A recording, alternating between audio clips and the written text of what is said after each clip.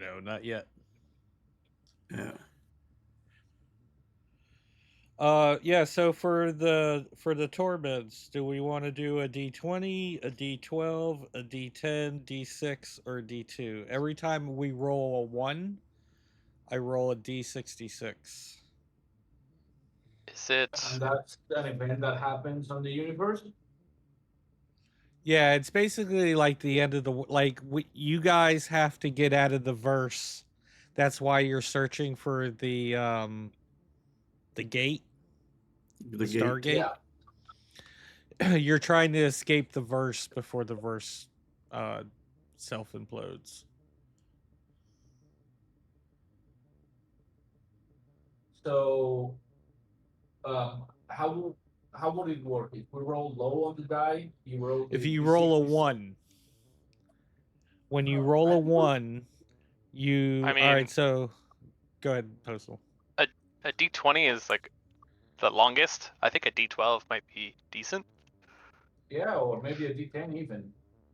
Well, I think so on like a a D12, when you roll a one, then a torment happens, and then it drops from a D12 to a D10. Oh, it oh, So goes every, okay. down. yeah, it goes down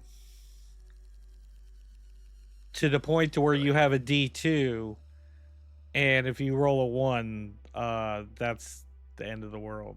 That's Okay. so we could start on a D20, and the world may last a long time. D12, um, there's Are you more. sure about the die going down? Because if it goes down, that's only 6, right? Well, Yeah, no, that's why so we have the characters see only six. well, it's There's D12, then it goes to a D10, then a D6, and then a D2. oh, it skips a And D4. yeah, apparently it does. But we could put the D4 in place of or in between the D6 and the D2. Well, that gives us five torments. Well, actually four, since the last one will be end of the world. So I think that's a pretty sweet number.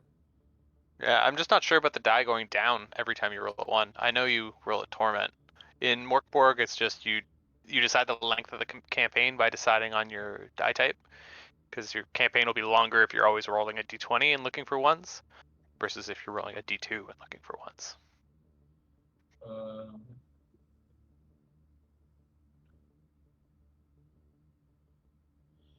I'm looking where It's I also the dawn saw of each that. day, so Yeah. depends how days go by. Like if we're traveling across the universe, are we rolling like a million times? Like,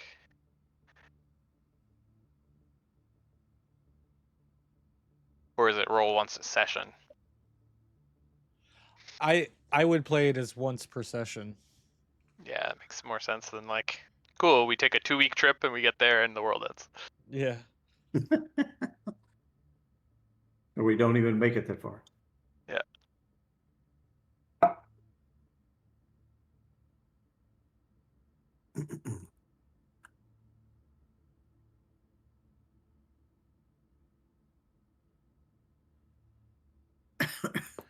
Okay. All right.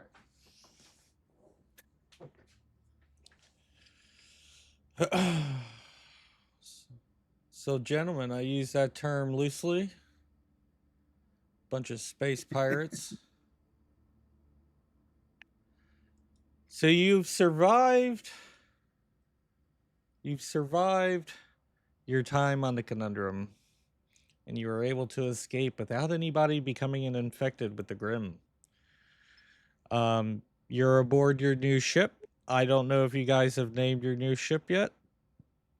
That's I something you could think about, didn't or hear anything. Yeah, we're going to chat about it in the uh, post by play, and I didn't get a response there. oh yeah, I never checked that channel for some reason. That's my bad. All right, I'm gonna send you direct messages. Check in. We're leaking air. So where we last left you guys had to blow the airlock off of the conundrum in order to separate your ship. Power systems had depleted so low on the conundrum that that airlock wasn't able to be shut. But at the same time, that crazy Grimm that you heard banging on the walls of the doors that broke loose had almost made it into your ship. So you guys had to do what you had to do. So we find ourselves, you guys have enough fuel. Actually, let's do this. You I have a guys have question. enough. Go ahead. So, since I am a robot, it says I am immune to infection and infestation by the Grimm. Do I need to breathe? That's a good question. I would say no. Breathing is not a problem. But what I would say is because you're a robot, if you enter out in the space without some kind of protection, the radiation's gonna hurt you. Gotcha. And we have come up against these little slug bugs twice. And if they spit on you or you splat them and their juice gets on you, it'll start eating up your metal. Good. You would know that if you weren't sitting up in the lounge in a big chair at the table doing nothing. Software update complete. He was doom scrolling on TikTok. Yeah. Anyone see Murderbot? I was busy watching TV. Uh-uh. No, I haven't seen that one. But I did read recently that AI can get brain rot, so Oh, I totally believe that. Okay, so here is a map of the verse, and I would like to thank Lane for this map. You would think that for Vast Grimm, they would have a map somewhere online that would show the verse, and I searched up and down and could not find one. And Lane was a scholar and was able to get this map for us. Well, it was buried in the vast Grimm on alchemy. But in tearing it out before I knew how to snip it, I had to do some doctoring in the corners and stuff. I picked up buttons and knobs that didn't need to be there. But yeah, I was the same way. I said, why isn't this a handout? Well, it is a handout, but you couldn't really do anything with that. It couldn't get big enough on the screen to get the whole picture. Anyway. So this is the world We that have we a know, map. and we're trying This to get is- out of here. Yes, this is the verse. Somewhere here in the verse is the gate of infinite stars. And the gate of infinite stars is kind of a legend, like it's never been discovered, no one's ever found it. They had created it thousands and thousands and thousands of years ago. So basically in this universe, your home planet has basically been destroyed and is part of the belt of despair, which is this asteroid belt that goes along the outside of the verse. And this is what's left in this universe. There's a sun that's dying. There's other planets. There's a place called the Waste Barge of Kalar, and it's so massive that it's become like a place you can go to, but really all it is space garbage. Like all the Is it- debris. It's slowly being pulled into the sun by this chart. Is that its Slowly. like orbit? Correct. His trajectory. Sick. Yep. There's actually colony of people trying to live there. Like they got no other choice. You know, they just wherever they can live. But it's just a giant junkyard full of stuff from the verse. Okay, so in Foundry, if you guys need to do any kind of pointing, if you hold your X button down, you can point anywhere here on the map. So just future reference. But this is you here. This is your ship, and you have enough fuel supply to make it to Proxima B. And so that's where we're going to start the session. Is you're adrift in space, and Proxima B is pretty much your only place you can make it to with the amount of fuel that you have. All right, Captain. You need Yeah. anything? More booze? Maybe tomato juice? My head. We got plenty. We got plenty. Never plenty. I'll see if Eddie can drop something off to you. So we're going to the only place we can. Proxima B. Fucking wasteland. All right. All right. Been offline for some time. Do we have any response from Proxima B? Is there any communication back and forth? Or is it a dead station? No, we just got out of the conundrum ship stuff, and Captain or Eddie or somebody figured out the ship was low on fuel cells. So we're just going there because it's the closest place we can get and recharge our ship. That's all we had, our driving point at this situation. Yeah. Do we know about how is Proxima B inhabitants and stuff? What do you mean? Like, do you know Well, about if there- anything that's there? If there are any settlements or outposts, like it's a habitable moon or it's like a graveyard basically. I know it says on the graveyard, but do we know about that? The Or status of we've been in the world enough that we should know at least what it is. Yeah. So here's And what I can tell you about Proxima B. It's one of the moons of the dead. It's got gorge ravines and sky-piercing mountains that are stained in the muted colors of blood that has seeped through the moon over centuries of war. Few living still roam the surface of this desolate expanse, and those who are usually seek the lost fang of Futama. Even before the Grimm overran most of the cosmos, sensible folk steered away from this moon unless their legion was stationed on it.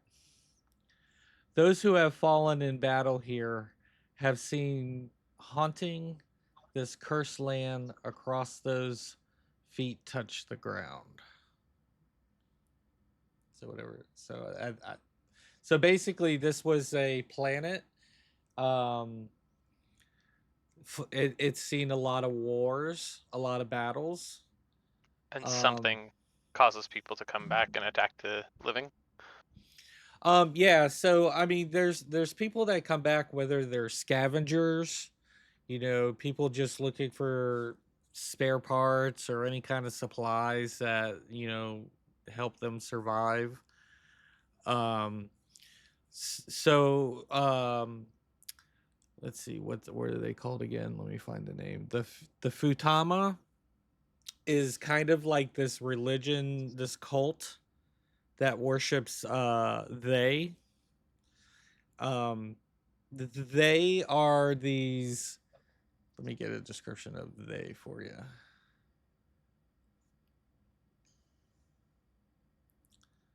They.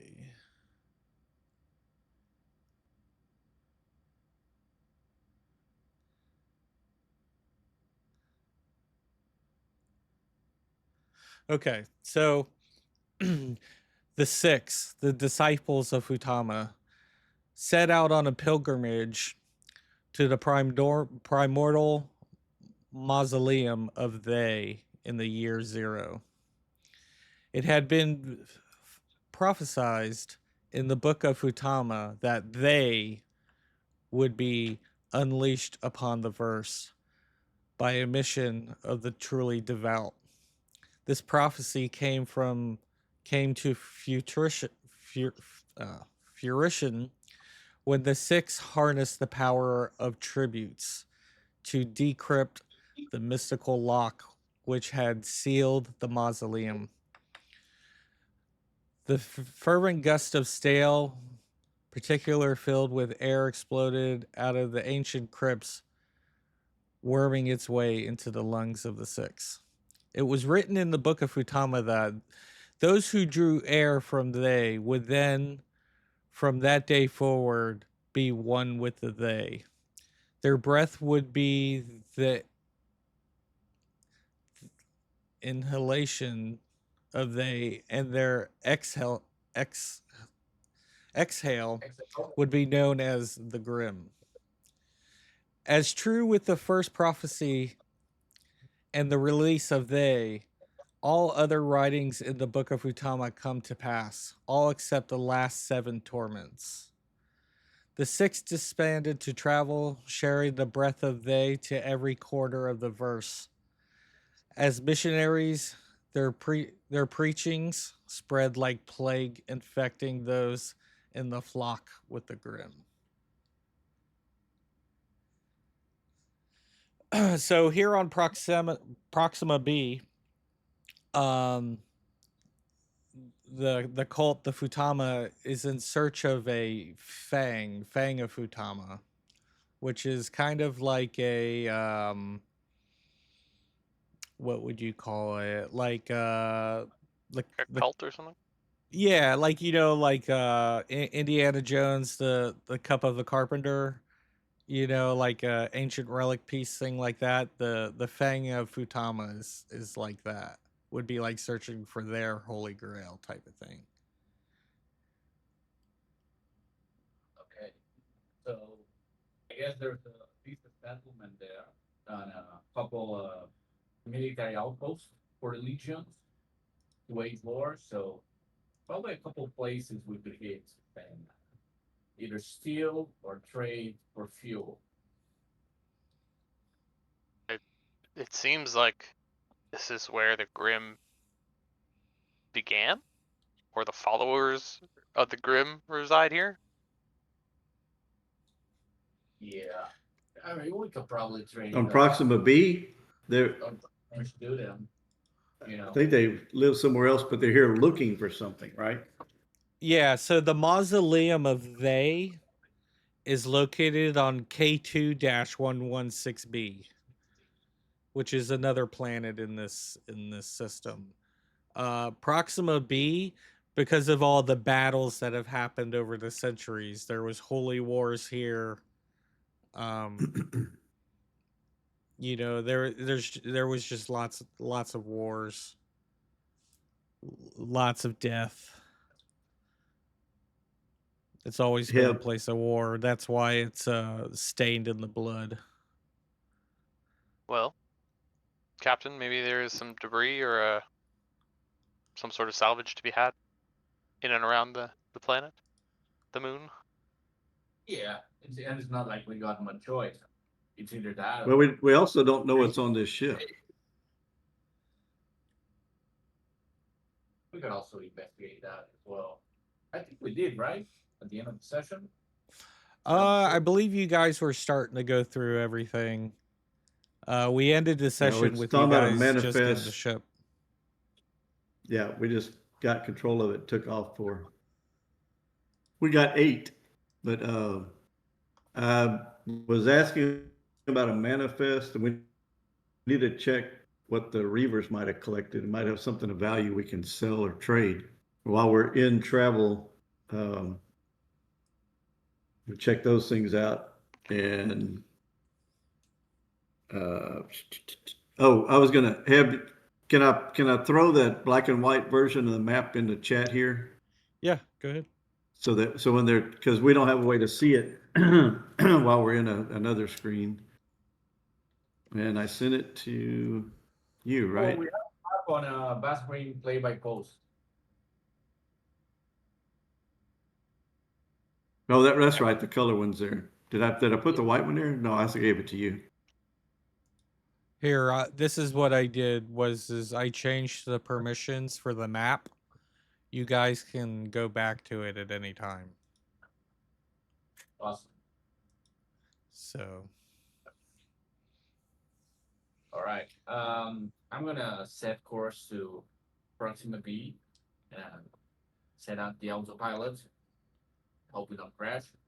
And let's search for this, beautiful piece of junk we have now. so as you go to set the autopilot, Eddie, your AI robot, comes into the cockpit and he takes his position. He sets the coordinates for Proxima B, and he lets you know that it's going to be arrival time will be in 4 hours. Oh, thanks, You could Eddie. make it there. He says that we could make it there in 2, but you will deplete all of your fuel. No. Nah, just save a little. We ain't in a hurry. All right. And so he will set a course. Your light engines, your warp drive, so to say, is not active at the moment. He tells you in the diagnosis of the ship's condition, life support systems are at 90%. Fuel is at 40%. And the light engines, the warp drive is offline. Thanks, Eddie. You got it from here. So, All right. Eddie, is there a ship manifesto?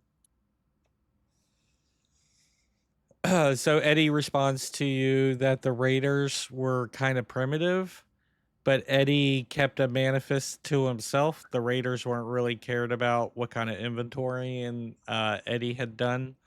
And Eddie tells you that there is rations aboard where you guys could consume a ration every day you're on the ship for the next, we'll say, 10 days.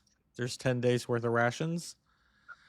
And then he'll tell you that the Raiders, they they they they were all muscles and no brains. As soon as they got anything of value, they tried trading it off for either booze or spare parts for for the ship.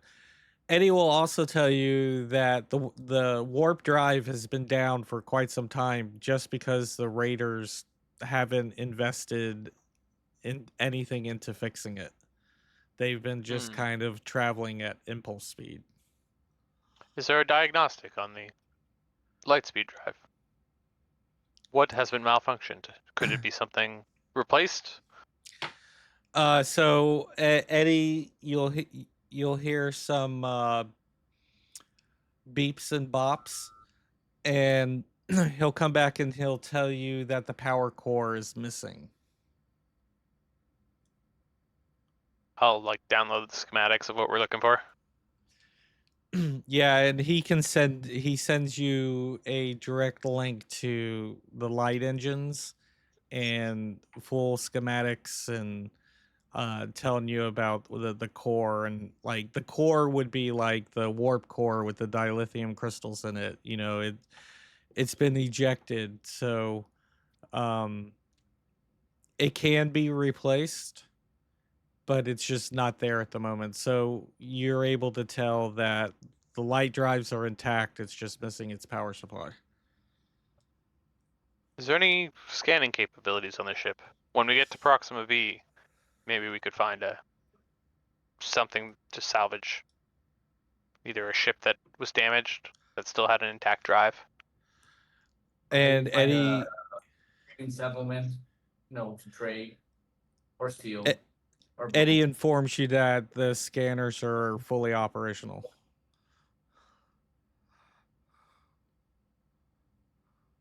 These raiders, they don't sound so bad. As I say that, I'm gonna open one of the bottles we brought in from the bar. All right. As you open that bottle, you start hearing some banging coming from the brig. I'll approach. What? You guys want some? Dr. Drunk and the captain both are at the door, with their licking their lips, watching you take swigs off of this bottle. Just, I gave you a bottle already. just one bottle. You could spare one bottle. I already gave you one, but you already drink it? Greedy bastards. You gave me the backwash. Hey, I threw a bottle with the captain when you guys got into the break. I was doing magnanimous. Did the I'm gonna doctor stop hide it from you? in front of them. So as you're Yeah, swigging on this bottle, in front of them, they're just getting super frustrated, and they're kind of like taking the palm of their hand and like beating on the door on the window that they're looking at you through. Just like basically calling you an asshole, and how could you be so cruel? Well, when you live on the verse long enough, this is what you become. I'm just gonna take my leave. And as you walk away, you can still hear them banging on the door, but you pay them no mind. Devar will stumble by them at some point and just say, "Oh my, I didn't realize we had guests. Devar, Okay. personal server spot at your disposal." And they look at you, Davar, and they don't care if you're a personal service bot or the Grimm themselves. They're asking you if you have any alcohol. Not on me. I am knowledgeable in the ways of cooking, cleaning, tutoring, bookkeeping. And when you say that, the captain looks at you with like a puzzled, disgusted face, and he turns around and pulls his pants down and moons you and tells you, "You can clean this." Distended. It seems something has been shoved up there recently. He pulls up his pants quick, kind of embarrassed. That's where the bottle went.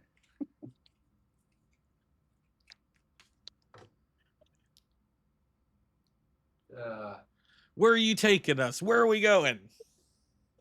I believe we are on a course to Proxima B. Proxima B, huh? The conundrum was just there not too long ago. It's a real desolate of a place. But there's still people there, if you want to call them that.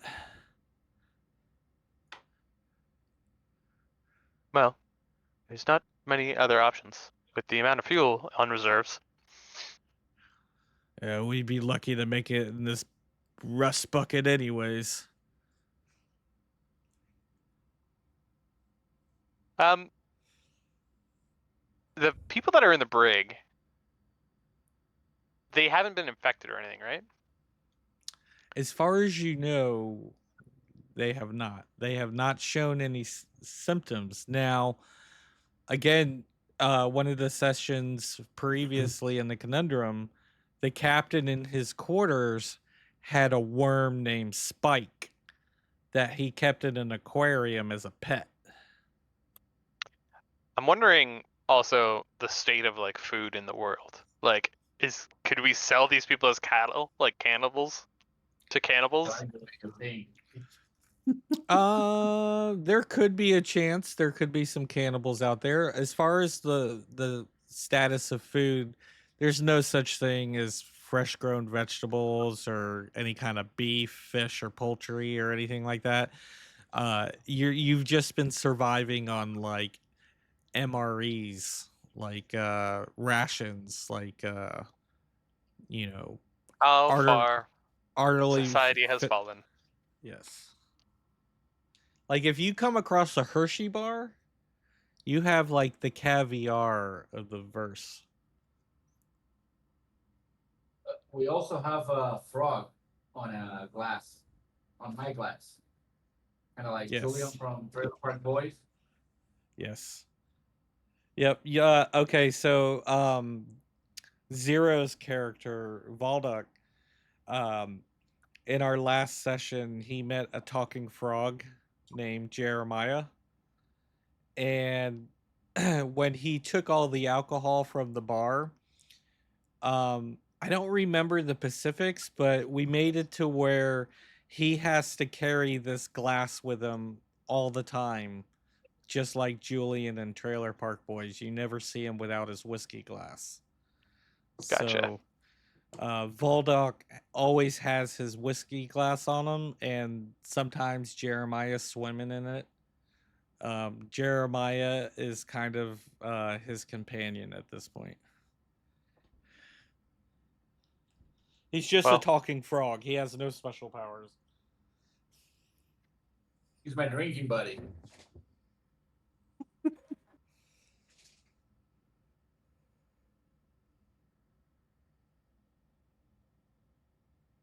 the people in the brig, do we know their names? Or I'll address them by whatever their names are. Yep. So you have Dr. Drunk, which is this one right here. Okay. And this one is Captain Saria Seva. I know I'm butchering that name. I'll put it in chat so you can see it.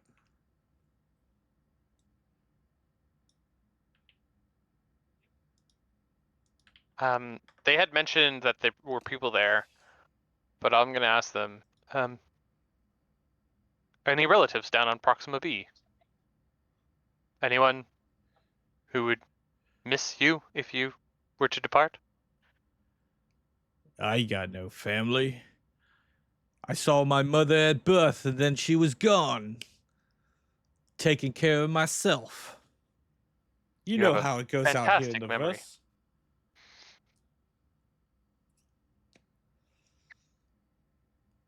Aye, well, I spent 9 months trying to get out of that joint and the rest of my life trying to get back in.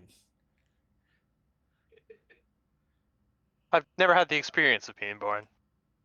Tell me about it sometime over the next 4 hours. I got a headache talking to you. I'm gonna need a drink if we're gonna carry on this conversation. Sorry. All sustenance is to be reserved for crew members. Can you at least give me some material so I can make some toilet vodka? You don't have a toilet there. What kind of brig is this? The good kind. He starts banging on the door again. This is gonna- inhumane. I'm gonna tip my glass to him.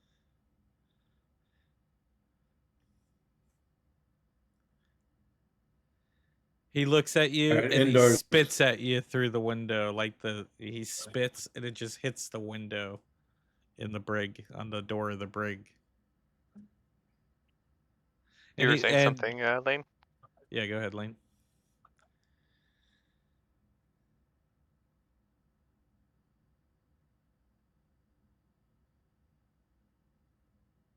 Well, Captain, at some point, I'll say this away from the prisoners. We should think about getting rid of those in the brig. Just more mouths to feed. No use. Yeah, as we move out, I say, Yeah, I think the same thing. Maybe we can trade him for a couple stuff.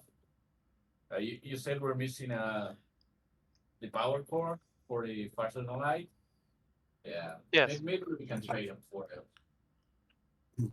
And if you give them some booze, they might recover strength, so they could make for good slaves. Best to keep them weak. Exactly. It's not because I don't want to share. But yeah, I don't want to share you. It looks very tasty, Captain. I have no use of such liquids. Better for me. Are we being hailed? What's the So, point? so as you're talking to each other, you start hearing this hailing call coming from the bridge. Get there. Wait, is it the way? Can we call Eddie from anywhere in the ship? Yeah, you can Like the access other one? Eddie anywhere from Okay. anywhere in the ship. Because I was calling him a while ago, and I don't know whether y'all didn't hear me or I roboted. I didn't. Oh, well, we couldn't hear him. Yeah, you went He quiet. was Ender was trying to reach Eddie and ask him if he could sedate the brig.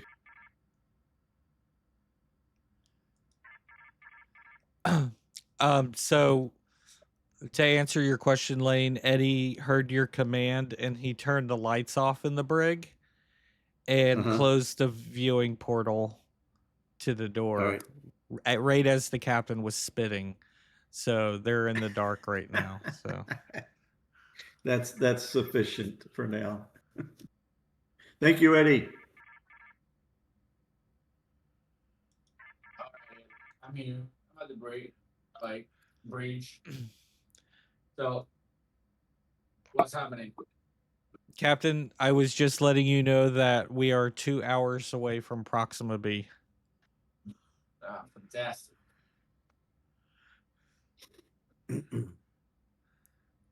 Scanners do not show any ships within the current area.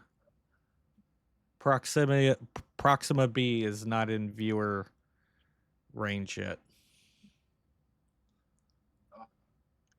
Okay, I'm just gonna take a small nap here, and you wake me up when, well, you know when. Eddie, is there any way I could be assistance in the next 2 hours? I have some time on my hands. Repairs? Is there a list Yes. of maintenance logs? Yes, there is always something to be done on the ship. The ship sensors could use some recalibration. Sensors are currently at 90%. Upload the maintenance logs. I will see to it. In order of priority, please. So Eddie sends you the data packets that you need to start adjusting the sensors, and the sensors are going to be located over in here in the engine room. I'll make my way there with my handy dandy ratchet wrench and laser knife. So as you entered the engineering portion of the ship, you can see like there hasn't been anybody in this room for quite some time. You can see that the engines are online, but you definitely can tell that the light drive is not operational. When you go to look at the sensors, you can see that a lot of parameters have been changed to just random numbers, as if the raiders had come in here Just hit a trying to bunch of fix the buttons. warp. Yeah, exactly. So you basically have to put all the knobs back in the right positions. And for that, I'm gonna ask you to do a tech check. It's Sounds a good. standard DC 12, and we'll see what you can do. Right. I am okay at tech. I have a +2. 50-50.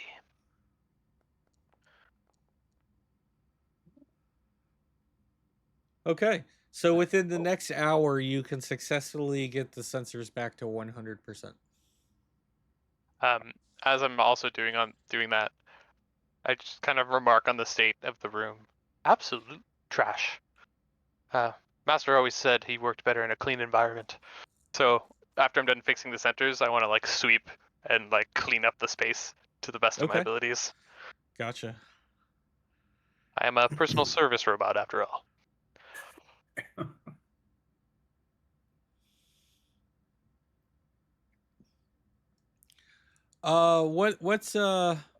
What's Ender up to on the ship? He's roaming around the ship looking at anything and everything, opening boxes, looking for problems, looking for valuables. He's going to make his way back over to the quarters in a minute, but he was up at the front in the cargo areas looking for anything that might be of value. Gotcha. So, roll me a presence check, DR12. Okay.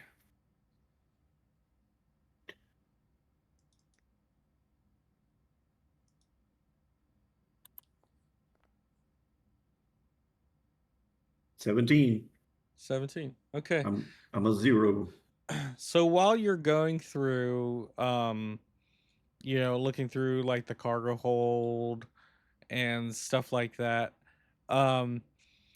you can see a workbench, and on the workbench, you find some cred sticks. Cred sticks are basically the currency in the verse. They call them creds or cred sticks. Just things cost creds. Roll 1d4 to see how many creds you find. All right, you found 3 creds. All right.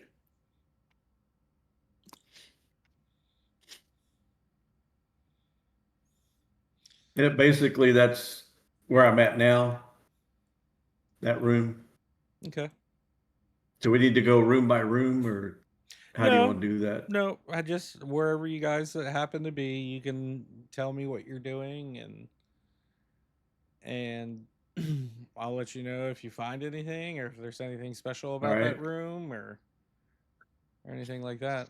Meanwhile, on the bridge, Volbach, you're taking a nap. Yeah, I was taking a little nap in between sips. Okay. What's Sip, snore. what's Jeremiah doing? He's sipping with me. I assume. After all, he's the ice on my glass. All right. So Jeremiah is sitting there and he's kind of staring out the front portal. He's looking over at Eddie. He's doing normal robot AI things. And every time you start to nod off a little bit, he sits there and does a ribbit. Ribbit. As he's drinking your whiskey.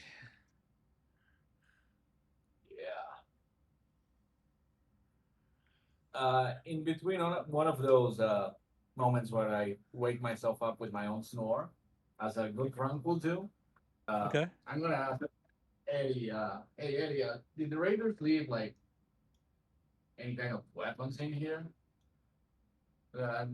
You know, my saber is gone. Never realized till now. So as Eddie's pushing buttons, booping and bopping, he tells you that in engineering, where Davar is, he remembers seeing a pistol laying on one of the workbenches, but he says that it was inoperable but repairable.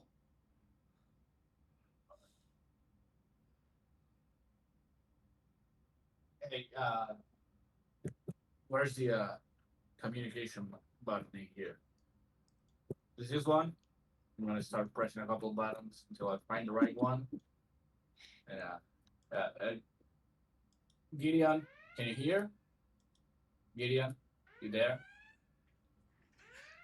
So as you're pushing buttons, there's all kinds of like warning lights coming on. So, did I hit this self-destruct again? And Who's Gideon, by the way? Well, aren't you uh Gideon? let's see Davar. here. Oh, I don't know why Davar. it's Gideon Jinx when you roll. Oh, did it? Yeah, Weird. I was reading chat and I was like, oh, the Devar. Sorry. No, it's all good. It's probably something I can't change. Let's see here.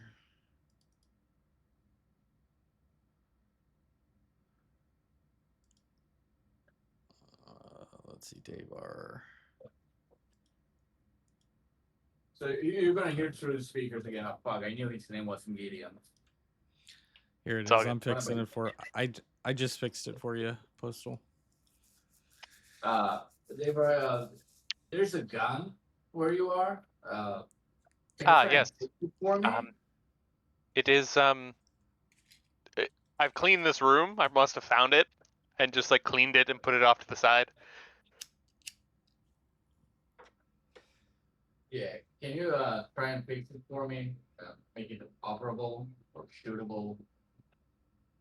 I will do my best. Thank you. Is that alarm still going off, Heb? No. So when Vavok was pushing all the buttons, Eddie started disabling his side of the control panel so that he can't push any buttons to make the alarms or, make a whole breach or anything like that. And Eddie does it knowing that Valduk is the captain, but kind of like uh he's disabling it to where he still thinks he's doing captain things, but really, like, Eddie's in control of the ship at the moment. He's respectfully disabling buttons Yes. for the captain. He knows Gotcha. how to pronounce, and then I don't remember stuff though. So I would like to go through my. So I've been secretly studying on how to be an assassin. So I feel like I have like an Assassin for Dummies book downloaded or something. Okay. So I want to like turn to the like maintaining your equipment section and just see if there's anything on like how to maintain a gun. Yep. So when you access your Assassins for Dummies PDF file that's uploaded into you, you do come across weapons maintenance and disassembly and reassembly, and so you're instantly able to access that information, and you are 100% able to repair that gun. Amazing. So I will spend some time doing this and then I'll literally walk it over to the captain. So that would be a blaster or a semi-automatic pistol. Those are I'm looking that up right now. Let's see here. We'll do Vast pistol. Okay, let's see here.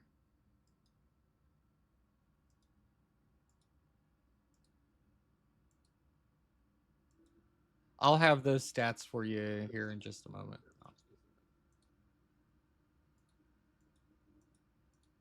Here you are, Captain. It seems there was debris jammed in between the trigger. A simple fix. Oh, thank you. Thank you. Now I just have to figure out how I'm gonna shoot with the glass in my hand. May I And suggest don't putting the spill glass the frog. down? Yeah, that's a good idea. Hey, Jeremiah, have you ever shot something? Oh yeah, I've killed lots of guys before. All right, and you take this, and you shoot what I tell you. So Jeremiah takes the pistol, and the pistol's almost as big as he is, and it just he sits there, but he's like amazingly fast at the draw. Like he's sitting there twirling it in his hands, and like you can tell this guy's a ruthless killer. Might I suggest welding a cup to the side of the gun, Captain? Yeah, that would work. It's a great That could idea. also work. Yeah, let's do that. Just don't burn my fingers, okay?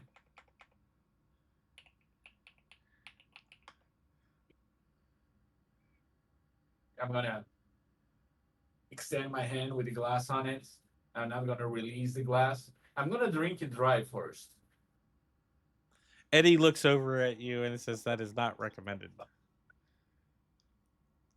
Yeah, well, shit happens. Go ahead. I'm gonna look away.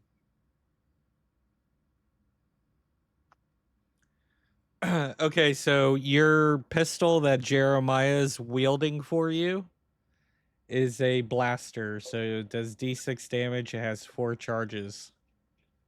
All So right. after 4 charges, you have to recharge it. And we'll say for game sakes, anywhere here in the ship, there's plenty of charging ports. So as long as you're aboard the ship, there's always some place to plug in and charge. As we don't run out of fuel. Unless you run out of fuel, correct. Gotcha.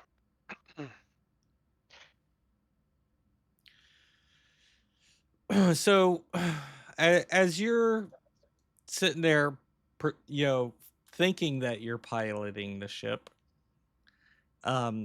Eddie comes over and tells everybody that Proxima B is now in visual range. 1 hour to orbit.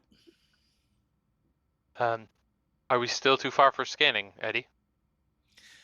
Yes, we're just now coming into visual range. Within the next 30 minutes, scanning will be available. Please notify me when we are in range. Roger.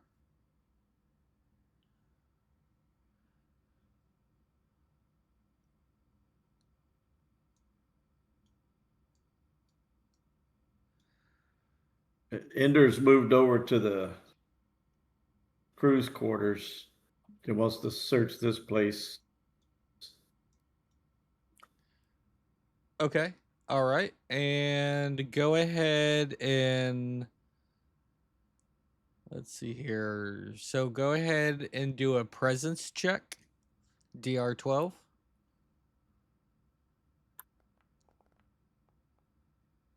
right. A 16. Luck is with okay. me. And roll a D12 for me.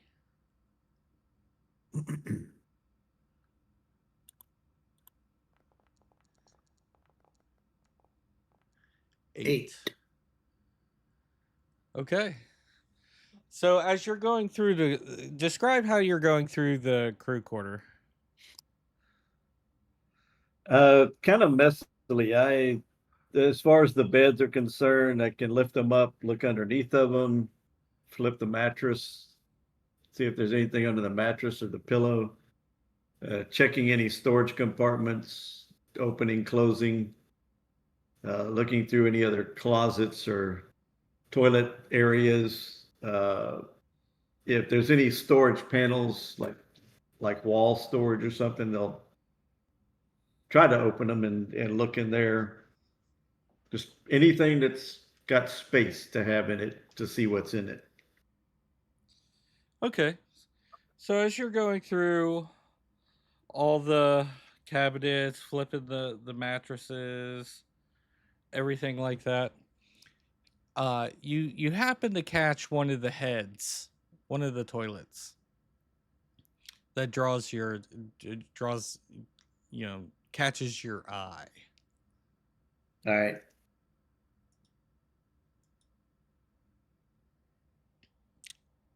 as you go into the bathroom, um, you can see that the Raiders were not very clean.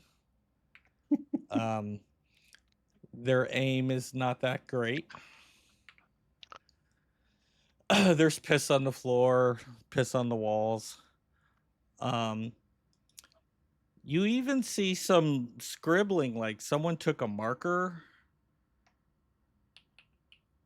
um, and wrote something on the wall. Or a good time.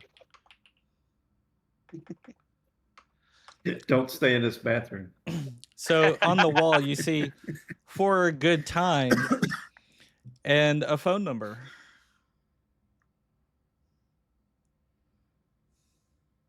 And as you're searching, you come across something fallen behind the toilet.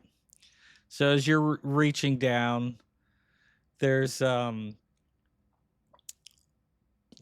I said, there's like piss on the walls, there's piss on the toilet seat, piss on the ground, and you're trying to, kind of crouch down without anything other than your boots or your feet um I, touching. Go ahead. I'm a robot. I'm a robot, a military robot. With my Yeah. Legion, this kind of shit happened all the time. So, and there's not really concerned about the filth, Okay. just that it's not I booby gotcha. trapped or something else detrimental No, to us or myself. no booby traps. Maybe some doo-doo traps. But from behind the toilet bowl, you're able to find a semi-automatic pistol.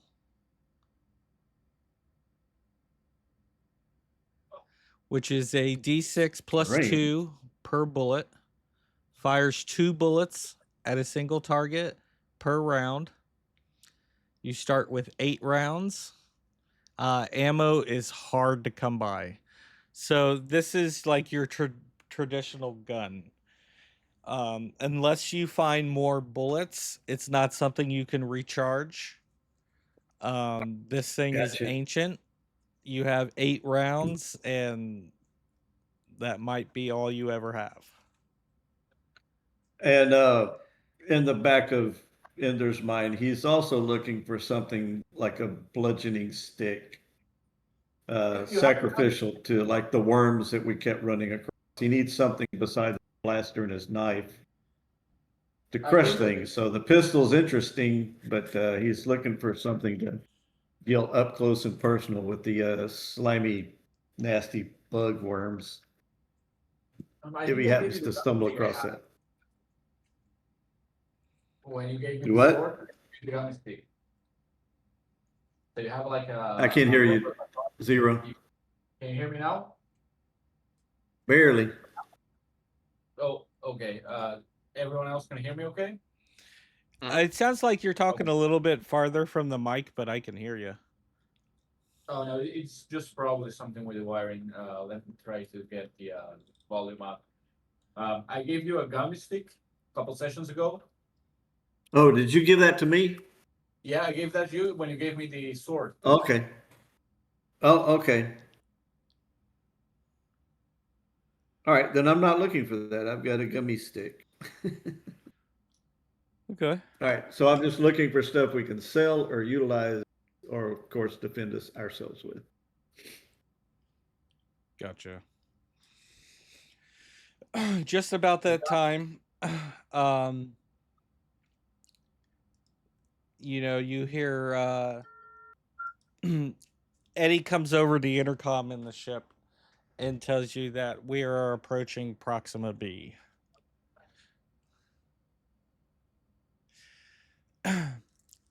And then Eddie also tells you that he's picking up a faint distress signal.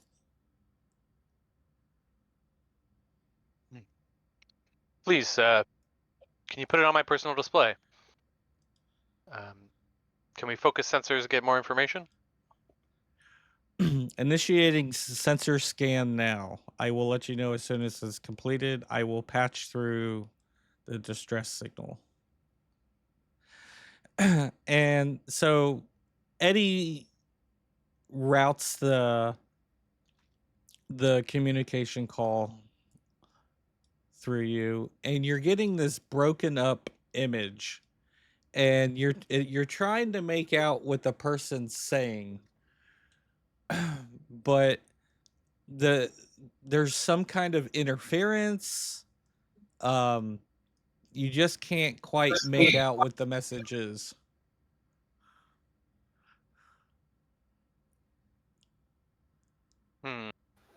Attempting to clean up the interference.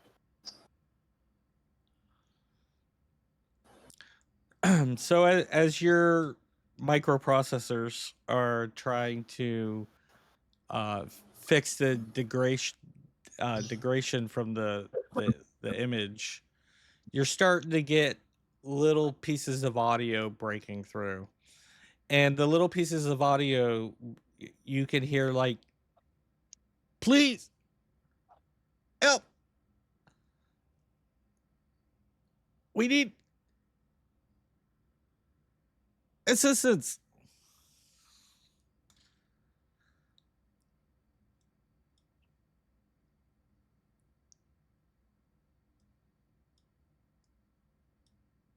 Oh, that sounds like a payday to me, boy.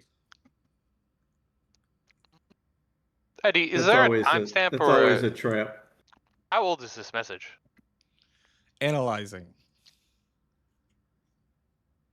This message was time stamped within the past 24 hours.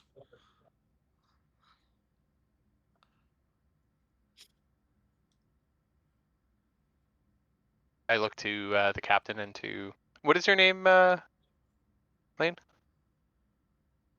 Ender. Ender.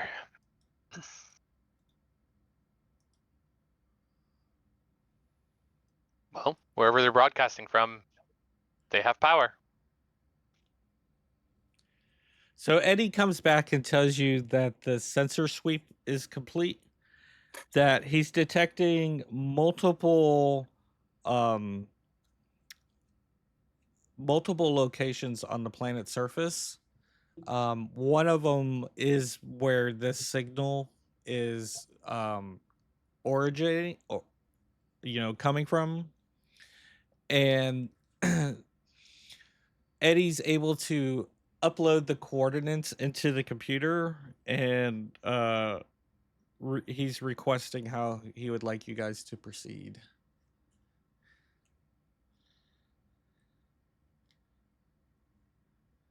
Not out for even a helping hand, but we're not helpers, we're destroyers. I leave this decision to the group. And if they need help, we can probably steal from them. Why not both? Yeah, maybe we take their fuel cells and leave them on the planet safe and sound. Yeah. That's how we can get.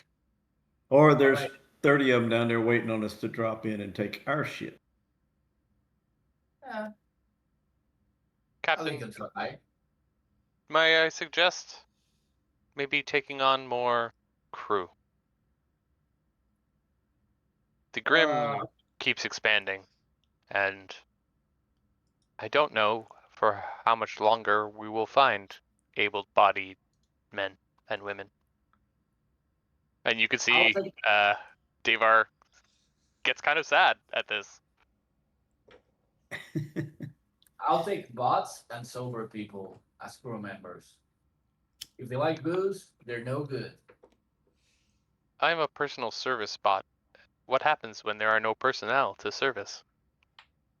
Well, you can serve more bots. That's called teamwork. Davar, I'm a bot, you're a bot, they're a bot, they're a bot. We've got one half bot and one captain human and a frog. Are you We're a completely team. mechanical? It's our Ender? legion. Yes. I'm a military robot. In fact, for your information, I don't know that I know this, but I would Ender, my name, implies that my legion would send me in to remove problems, eliminate problems. End them. Yeah. All right, Eddie. Send But this thing to manual. We're doing over time, running with the Legion, doing our battles, fighting, trying to heal and keep my Legion afoot, it finally dwindled down to just me. My Legion is gone. So y'all are my Legion now. And I feel I have purpose in the galaxy.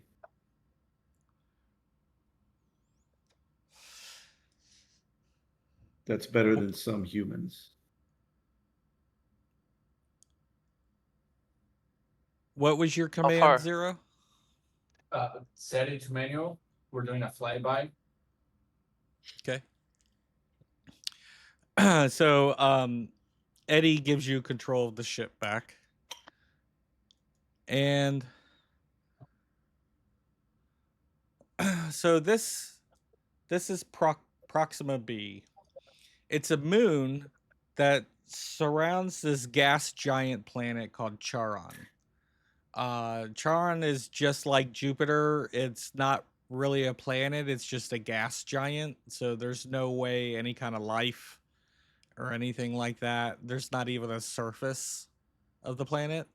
And Proxima B is a moon that orbits Charon. Proxima B is also tidal locked to the gas giant, which means is the moon doesn't rotate. So on the sunny side of Proxima B, the temperatures are super hot. Like nothing could survive in those temperatures. Meanwhile, the dark side of this moon is the exact opposite. It is freezing cold. Most of the colonies and most of the ruins that are on this moon are in the middle in the gray zone where it's partially light and partially dark. As you come closer to Proxima B,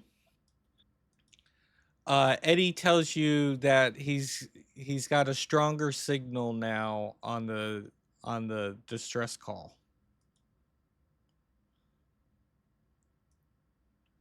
All right. Anything on the message that we haven't heard before? Eddie tells you it does not appear to be a message, but a live call. All right. Put it through. And there, you might want to get to the guns, just in case, you know. I'm sorry, I didn't hear you. You might want to get to the gun stations, you know, just in case it's a trap. Okay. So I'll go to the lower one. If one of our other stand around do nothing guys can go to the upper one. What does it take to control these guns? So there's a turret on the top and a turret on the bottom. In terms of skills, though, like I'm just trying to see if my character is actually good at this or Oh, not. so it would use a presence check, just like in Pirate Borg Gotcha. for ranged weapons. So it's a presence check. You would just have to, in order to hit, you would have to roll a 12 or better. Okay. I have. What's piloting? Piloting Is would there a piloting be, skill? I would consider that a tech. Oh yeah, hack systems use alien technology pilot. Okay. So I have a 2 in piloting and a 1 in presence. More than I got. Just jump in there and try to take aim, and you see the target aperture blinking. You're locking on and get ready to fire. Affirmative.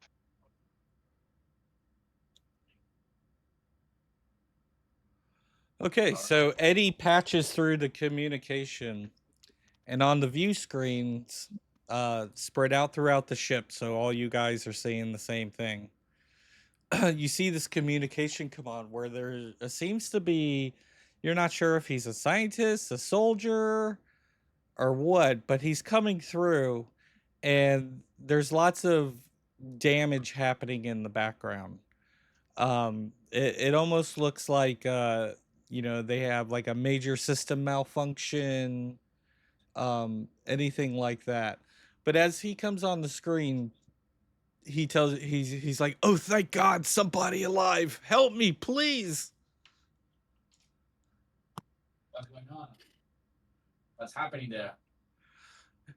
Is it safe for us?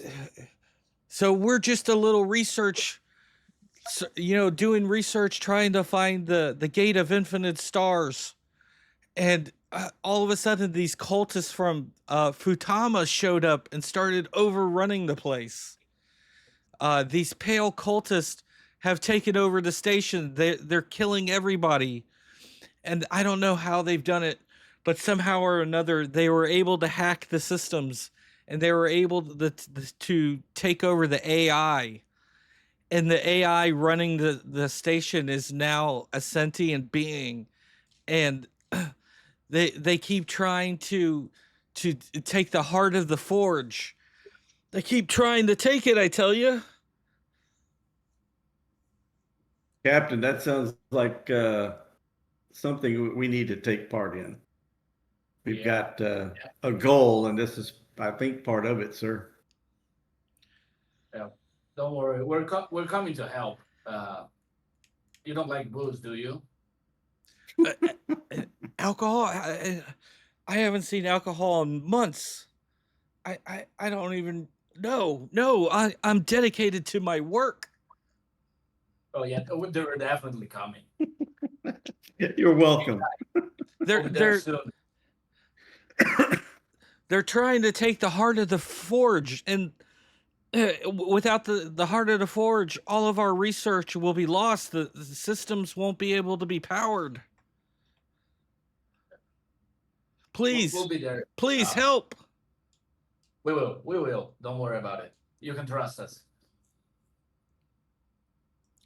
And as you're responding to him, you can see the screen start getting fuzzy again. And then all of a sudden you start seeing a commotion. You see him pulled from the viewfinder, and you just see him get ripped apart. You don't see what's ripping him apart, but you start seeing like limbs flying, and you start hearing mechanical sounds like machines, almost sounds like drills and saws and stuff like that.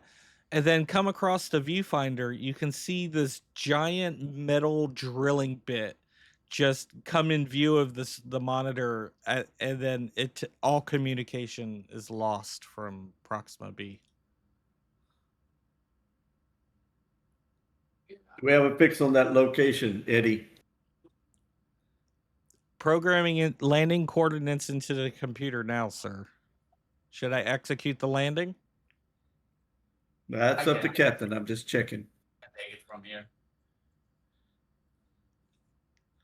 So Eddie programs the coordinates into the computer and hits the self fly and executes the program. And then Eddie looks over to the captain and says, "She's all yours, Captain," knowing that you don't actually have control of the ship, but you're gonna think that you do, and you're gonna fly down to the surface. Every time he says that, you see Eddie blink. Wink, wink. I'm gonna try a risky maneuver to make a cool landing. Do I notice I don't have control of the ships? Yes, you do notice that your input commands are not doing what you think they should be doing. Eddie, come on, give me control. You don't think I can do this? Eddie looks over at you. How much have you had to drink? These on my dreams. So Eddie looks over at you and he goes, "Why not?" And he flips a switch, and now you have full control over the ship. All right. I'm still going for a cool landing. Bad idea. Okay. So as you're entering, go ahead. Captain, the mass of the planet and the mass of our ship are vastly different. Yeah, It's I know. all about perspective. You gotta trust me. If you don't trust, there will never be any trust. I don't have to breathe, so when the ship is compromised, I will survive. See, so I'm only risking myself and Jeremiah, but he trusts me. And a couple of other people who are part human. Be careful, Captain. We need to succeed, not fail. Don't worry, I'll succeed. So as you're entering the atmosphere, you can see it going from space into, like, I guess what you would imagine like on Mars, like everything's red. So the ground is red, the air is red. Everything has a red hue to it. As you're entering the atmosphere, though, the ship starts violently shaking, as if you're entering the atmosphere at too extreme of an angle. Um, as you're entering the atmosphere, you start getting alarms going off. And Eddie's warning you that the entry angle is too extreme, that you are risk losing the ship. I would like to go brace myself somewhere.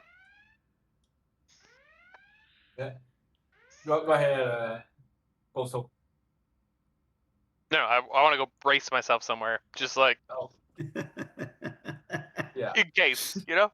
Could hop in an escape pod and wait it out. All right, Captain, that's a lot of alarms. Let your Don't co-pilot worry. help you. I'm still going for a cool landing. I'm gonna pull back the ship at the last second.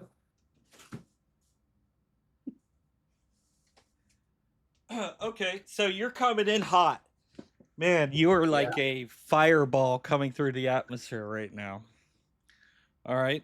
I'm going to need you to see how well you can land this ship with this risky maneuver that you're pulling off. I need you to roll a DC 15 tech check. DC 15 for piloting. Well, tech is piloting. Yeah, no, I just want to make sure it's piloting itself because it's a treacherous Merc. I get a -2 DR to it. Okay, sure. Yeah, it's So, piloting. You got the reins. So I got a bit of 15 with this. And I do. A 17. Yeah. All right. Holy shit, a +6? I have a +4 tech and the -2 DR, which is another +2. Hell yeah. So you come rocketing in, and you start drifting the ship sideways. And right at the last second, you're able to make this awesome landing. And you just touch down. Sorry, I ever doubted you, Captain. But there's a reason you guys made me captain. I Not was because I'm the busy. people skill. I was busy during system updates. I have very little memory of the last 3 weeks. And you come into this awesome landing, and you're just able to perfectly set it down right on the landing pad.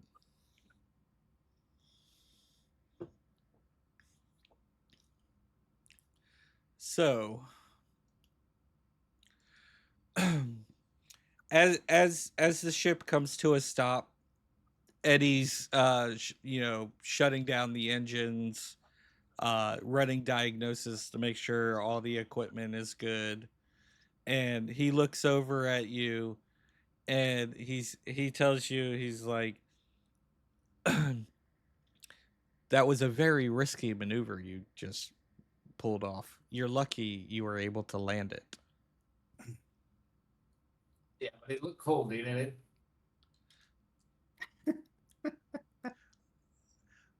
It was actually It's cool. We're very walking hot. off the ship. Yeah, I know. I've got the skills.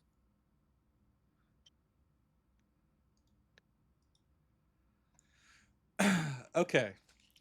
So you're outside of this research facility, and you guys are exiting the ship. And this icon right here represents you as the party. And you notice off to the left that you see some fuel tanks. It's like it's a fuel depot right here next to the landing pad.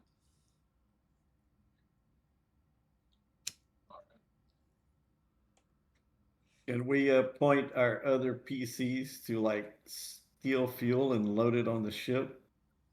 Yeah. So you get the other crew members to scout the fuel system, and if there's any fuel available in these tanks, they will start loading, start fueling the ship. All right. So, Eddie, make sure you're gonna connect with the station AI. It might try to take over you. So just keep it off from them. And we will make sure stay that, isolated from their network. yeah, isolate from their network. Make sure the prisoners on the bridge don't escape. This is a very, very important task for you. Understood. Eddie, might I recommend reducing the oxygen in the brig by 50%? Safety protocols will not allow me to go under 80. Well, bring it down to 80 then. So Eddie will Let- make the necessary adjustments and drop it down to 80. You 80. know, the if they're a little, letharg- if they're a little lethargic, that's Yeah. okay. You know. That's the lethargy setting. Sleep well, strange people. Okay, so as you guys are exiting the ship and making your way to the research facility, the atmosphere on the surface of the planet, like I said, you're in that gray zone. You're right in between the hot and the cold. Um, the particular weather today um is it's very cold. Like there's frost forming on all the edges, the sidewalks, the steps, everything all the way up to the airlock. Even the airlock itself is slightly frozen over.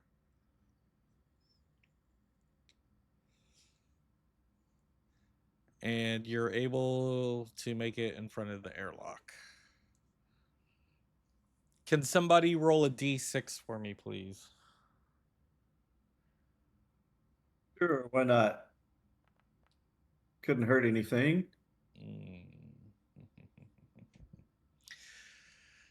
So as you approach the airlock,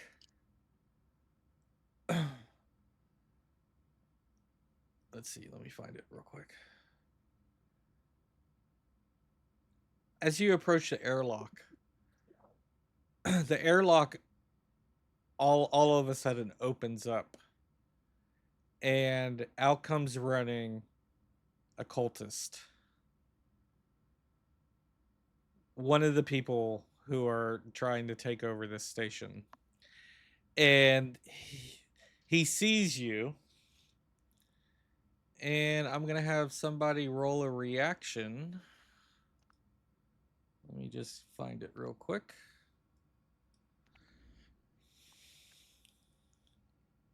Reaction. It's page 50, I think. What page is it? 50. Okay. Go ahead and roll it. What does it say? Like 2d6 or something? 36, 2 to 3 is destroyed, 4 to 6 is agitated, 7 to 8 is uninterested, 9 to 10 curious, and 11 to 12 benevolent. So you would be uninterested. So as he comes out of the airlock door, he sees you, and he also sees your ship. And he goes to walk past you and start walking towards your ship.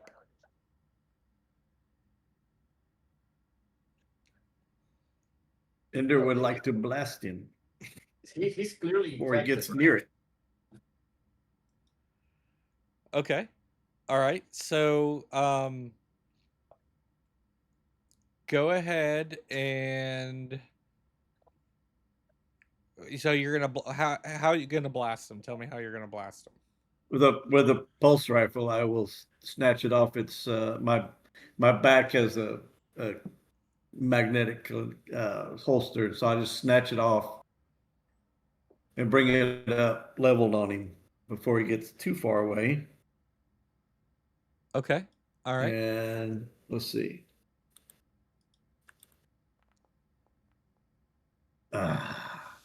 Why did that happen? So the blast goes awry.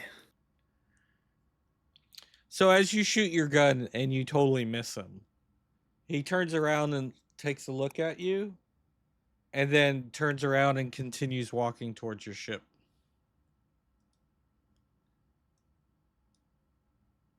I'll shoot again if I can, unless somebody else has got an attack. It's like that one was a warning shot. This one's not. Oh. Does he have any armor? Let's see here. He has no armor. Yeah. If he goes to go by me, I'll use one of the favors I have to make it a hit. Okay. All right. Go ahead and roll your damage. 3 points of damage. So when you shoot him, you're able to hit him in the back of the shoulder. And when you do that, he turns around and he pulls out his club and starts charging at you. I need you to roll a defense check. could I try to like kneecap this guy with my wrench? Yes, you absolutely can. Captain, watch out! And I'm going to try to just kneecap this guy. Okay.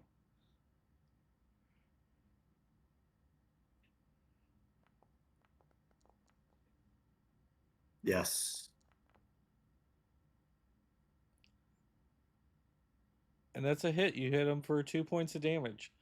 When you do that, when you hit him in the kneecap, he falls down to his other knee. And you've blown out his other kneecap. So now he's standing there kind of kneeling with his club in hand. And since you were close enough to hit him with the kneecap, he's going to swing at you, Postal, with his club. So I need you to roll a defense check. For sure.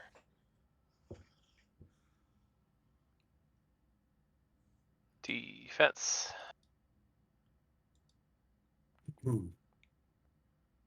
Hey. Yeah. Hey. Okay. Awesome. So dirty 20. So he goes to swing at you and he misses and he falls flat on his face and now he's prone on the ground.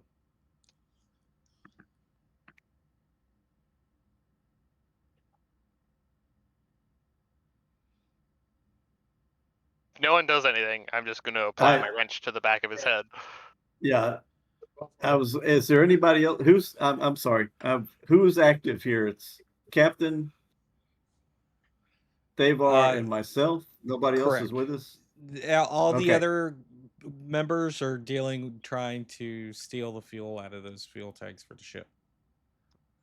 So Jess's character, Bill's character, Quacken, all of them are over there trying to deal with the fuel. I'll let Davar finish the swinging of his wrench, but then I'm gonna I'll just jump on him and try to stab him with my dagger. Yeah. As he swings at me and I get out of the way and he stumbles, it's like, how rude! And I'm just going to apply wrench to back of head. If he falls prone, do I have advantage, or is it just a regular You roll? could just roll damage. You don't even have to hit. You can just roll damage. Oh, okay. The D4. Bunk. So you I am a bonk personal service robot. you bonk him on top of the head, and like he kind of goes cross-eyed. He's still standing though, or he's still alive. He's not standing, but he's still alive.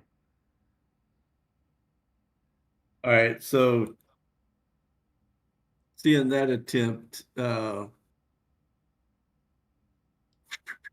where is it? I don't have the stats on the baton because I didn't know I had it. D6. They got me Steve.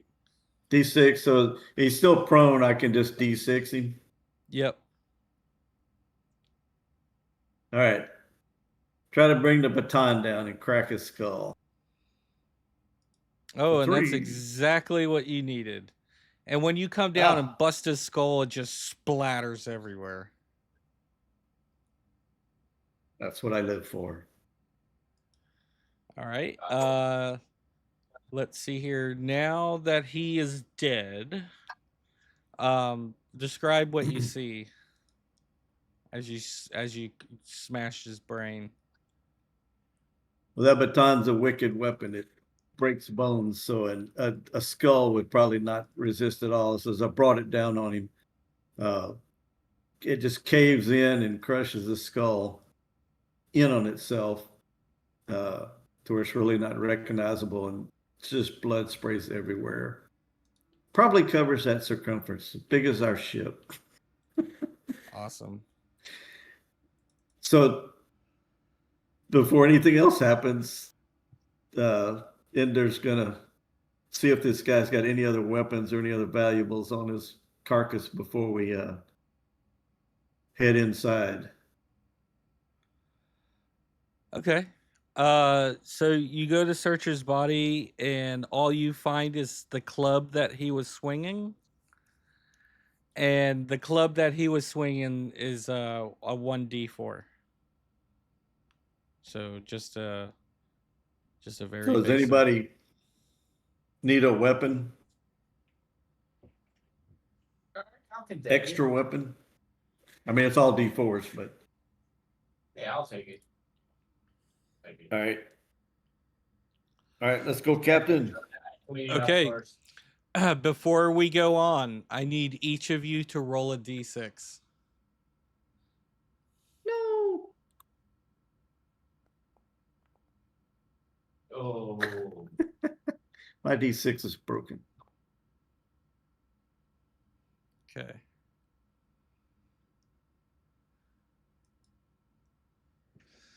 Let's see here. I think I rolled a 1. You sure Yeah. did. He rolled a 1? Yeah, I rolled a 1. I thought y'all had a 4 and a 5.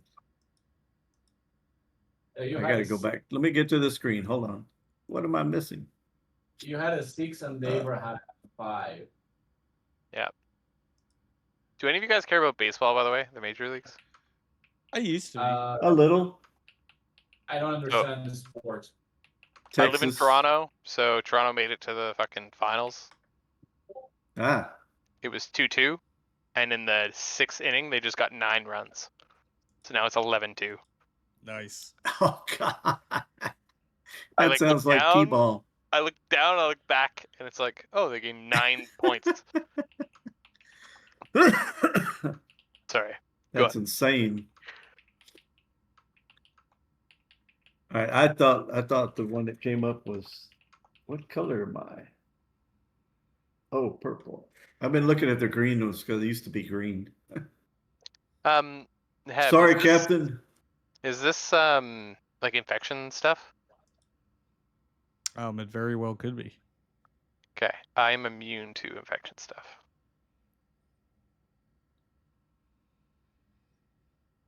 I'm immune to infection and infestation. Got it. The blessing of the bots. What really sucks is not having any masters to serve. Well, I'm without a legion, so that's why I'm claiming y'all. So you can serve us. You can be my legion. We'll live off each other and go forward to save the world. So, do we know that you're training for to be an assassin, or is it a secret? I have been secretly studying how to be an assassin, so I don't think it's common knowledge at this point. But I did share more of my background with you, so Yeah, I secretly am like, ooh, I'm gonna be watching Ender very closely. I have a book I can sell you. Interesting. How to be a legion there.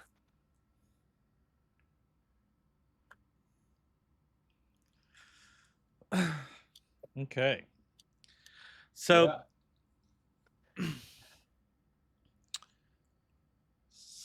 Yeah.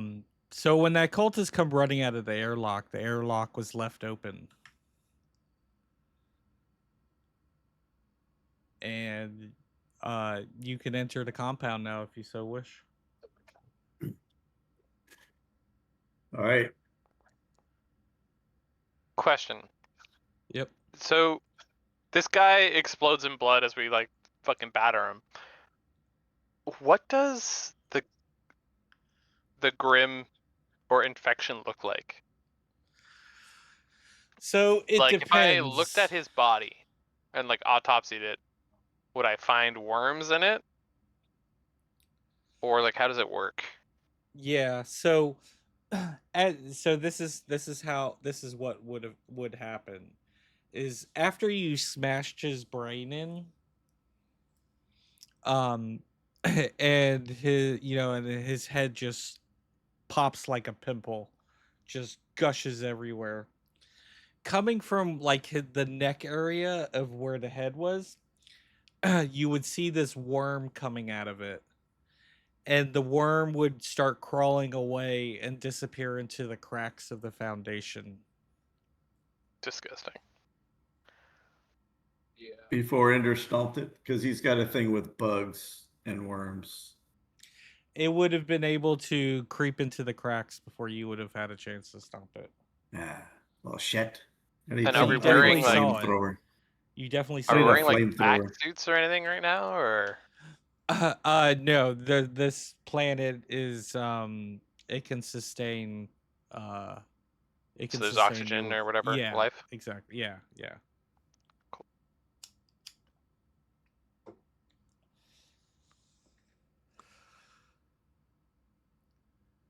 Okay. So like I said, you guys are standing at the airlock. Yeah. I'll try to cycle it. It was open, You, right? yeah, it was already open. Oh. So we just have to slip in quietly.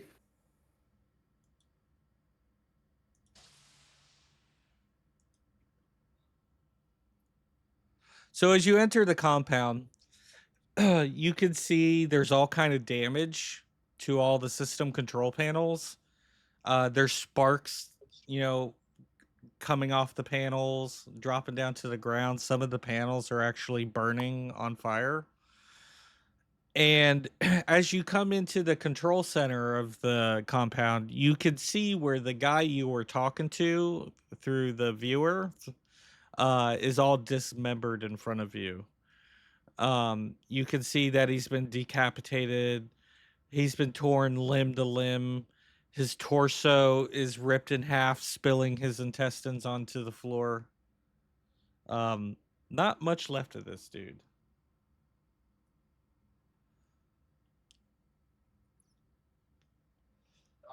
Figured that from the video. Yeah. Now we got to find. The heart of the forge. Whatever killed him. Well. So right when you start thinking about Heart of the Forge, you can see that there's an access panel that has a schematic pulled up of the entire complex. And you can see that the complex runs on basically what's kind of like a thermonuclear reaction. And you can see this thermonuclear reaction is labeled as the heart of the forge. Um, Also, Postal, with your character having knowledge of the ship's engines and Hmm. systems, you would also know that this heart of the forge would power your light drive. Captain, two things. Number one, the heart of the forge is highly unstable. Uh, if breached improperly, could result in a nuclear explosion.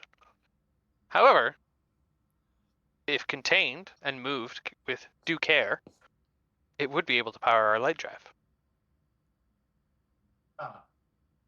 I guess it's a win-win situation. We get information on the gate, and we get the pass it on the FTL drive back on. That is one How do we- scenario. The other scenario would be that the core is breached and we all explode in mere moments. I can live with that. So how No, do I don't think you could. But we got to try. yeah, how do we remove the core safely? Well, for one, we would need to make sure that none of these cultists are trying to breach it forcefully. Buy us some time. I'll try and do that.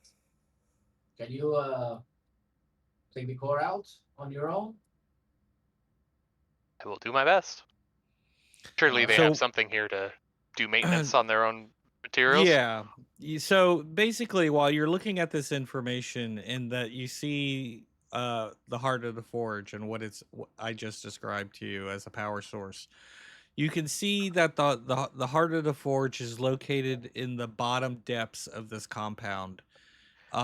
Looking at the schematic, you can see that there is a shaft, which the entrance to this shaft is just adjacent to this room that you're in now, and that you can traverse down this shaft to get down to the core. Is there any way to does the system have cameras? Like if I look at the airlock or near the airlock door, do I see like camera systems in place? You do see camera systems. Everything is disabled offline or damaged. There also might be a control center, something that could give us more information or help us route down below.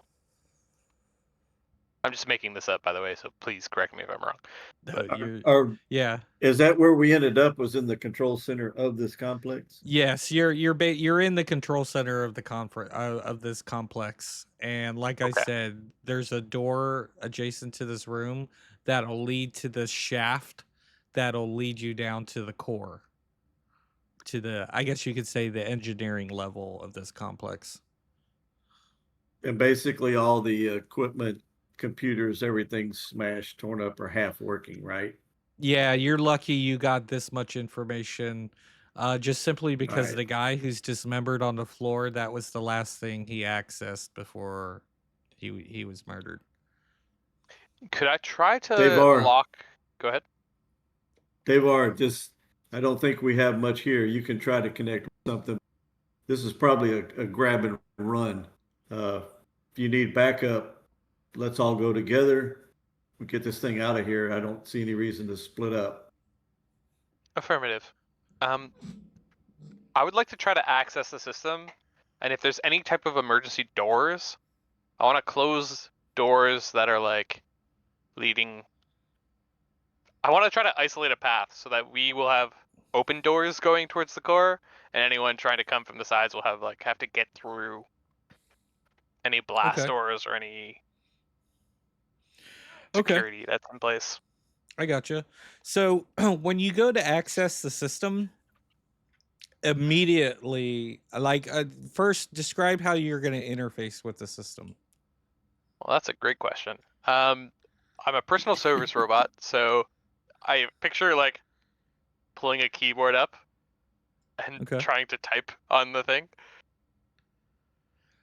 Okay, go ahead and give me a tech check.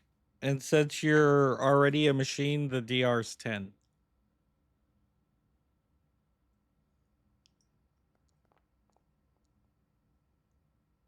Oof. 5. You know. A 5. Okay. So as you go to access the system, all of a sudden you're frozen. Like you stop dead in your tracks. And in your computer brain, you can hear the software start talking to you. And the software, you can tell that this is a very powerful piece of software. And the software is identifying itself as the Geist. And the Geist is saying access denied.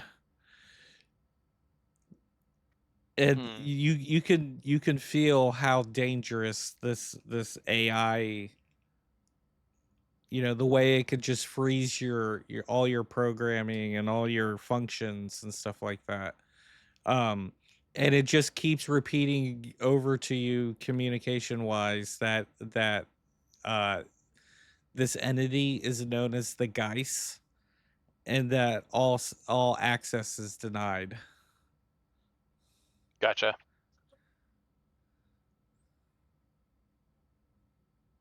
I don't want to try to upset this thing, especially it being like a AI that's doing things. Maybe I will identify Antagonistic. myself. Yeah.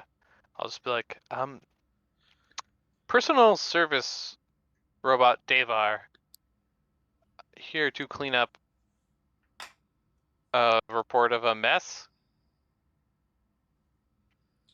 Okay, and are you communicating that to the AI? Yeah, I think so. So the AI is now starting to access your systems. Well, that's terrible. You're starting to Ruh-roh. realize that it's starting to break your security protocols. While this is happening, Ender, and especially Ender, since you're another machine, Ender, Mhm. you can sense something's not right. Something's going wrong. You can see that just in his normal mechanical behaviors that he may not have control of himself at the moment while he's interfaced with the machine. So Ender, is there a shutdown button on Davar that readily accessible or known to bots? There's no shutdown, so to say. But I mean that couldn't stop you from destroying the console to break the the connection. Okay, so point blank with my blaster, I'm gonna blast the console. Still a Okay. roll or damage only? So no, it'll definitely be a hit. And I'm gonna say your blaster is able to hit and destroy the console. Uh-huh. Davar, I'm gonna need you to roll another tech check, and this is the standard DR12. If you pass it, you're successfully able to. Oh! Oh, all right. Woo! Nat 20, Just when we baby. needed it.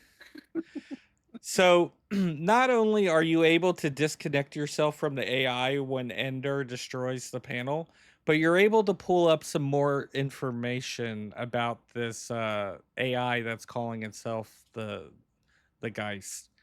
And what you can tell is that he is such a powerful AI that he's able to interface himself with machinery. Like remotely, like you don't need to plug in. Correct. Like, as far as like basic things, like you and Endor are more highly sophisticated, so he can't just wirelessly interface with you. He has to have a physical connection with you in order to interface. But other objects, say vehicles, tools, Hmm. any kind of basic uh machinery, he can interface with and control wirelessly. So yeah, as the panel fries in front of me, Devar's hands come up.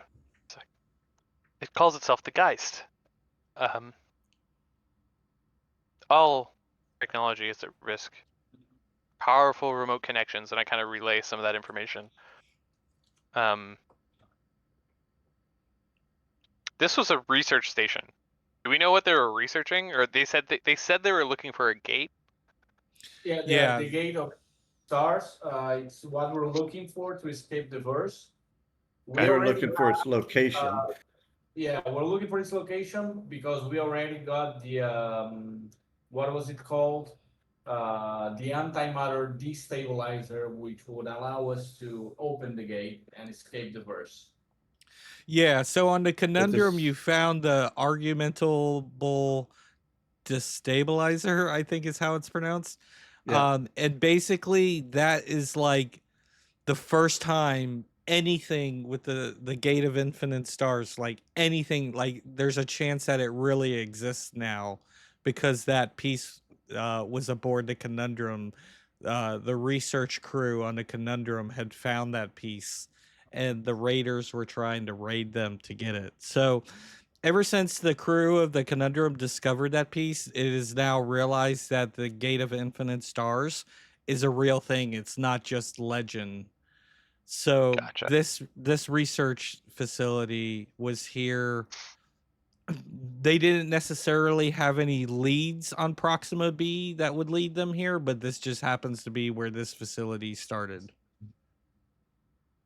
So I'll say, And it's their Heart of the Forge item that we're after now because that's It can all part of power- the it can power legend. a thing, but we must be careful. By trying to figure out the location of the portal or this gate, this AI might gain entry. But Well, the gate's not here. All that's here Yeah. is this power supply that we need to get out of here. So Well, they were we need researching to- the gate. I'm trying to say, like, if we try to access their research, Right. the AI might have access Yeah. to us. Yeah, no. Unless we get lucky and grab a chip on the way out, but let's get this Heart of the Forge and get out of here before this thing really screws us up. Yeah, didn't the researcher said the Heart of the Forge is the key to their research? So No, maybe the Heart of the Forge is what they were using.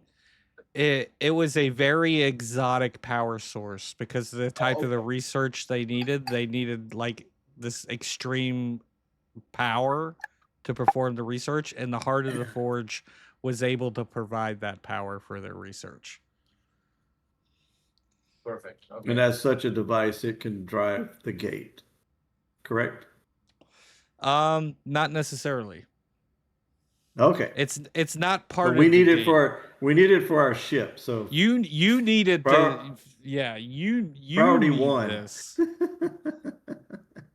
Yeah. Priority one. You need this, but there's also a good chance that this Geist AI is here for it too.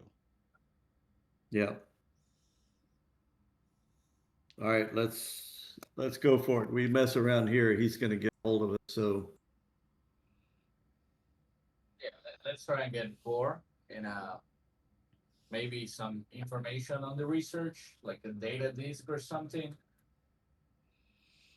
There could be a Well- chance that you might find a device that may have some information on it, but just be warned, this AI can interface with basic. Yeah, that's what I Yeah, was it trying to could warn you be- guys from. it could be If a we try to virus access in a the computer. research, it can come with us or infect one of us.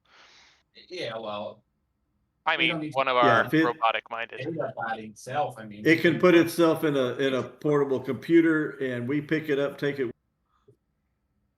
Yeah. We can find out stuff elsewhere. This guy has nothing to mess with. This would take down a whole legion easily.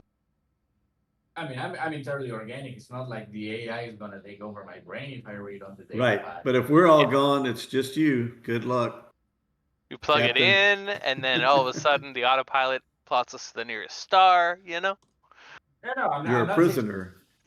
I'm just gonna read out what's on the data pad, relay that information to you because I probably won't know what to do with it.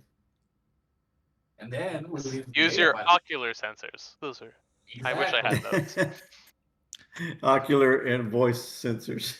Yeah, even though Volduck Well- is part machine, part human, he's still he still has a soul, so he's not like complete machine.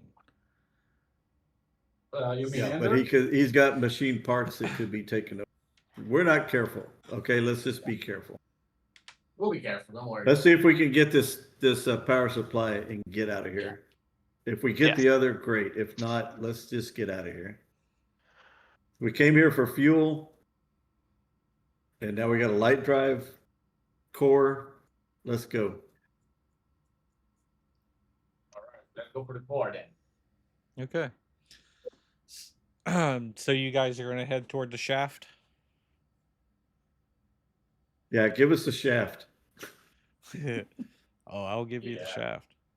Oh crap! I knew it. So as you walk over to the door that leads you to the shaft, on the side of the wall, you can see some lanterns.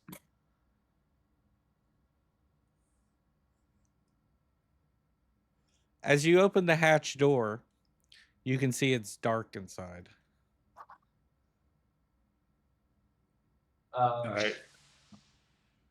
I'll There's throw three one of the flares us. that I have to light it up. By all means, allow me. I am, after all, a personnel service bot. I would like to grab Let's a lantern off each- the wall. Each of us take a lantern. They're Okay. not fail safe. Yeah, you guys take the lantern. I'll keep my glass on my hand. So as you enter the shaft, you can see it's very dark. And you can see glowing coming from this pillar that descends down into the shaft. The light coming from this pillar looks mostly like plasma. It's not really a good light source. It is kind of lighting up the area, but not very well. I see black, so Yeah, I have no vision here. Okay, that might be on purpose. Yeah, I was going to say anything yet. It's black. Turn on a lantern. Turn on a lantern. Let's save the ones we've got. I have a flare if we need one to have better vision. Well, save that flare to bury in the heart of the evil computer bot that's after us. All right. Light that sucker up and stick it in his computer.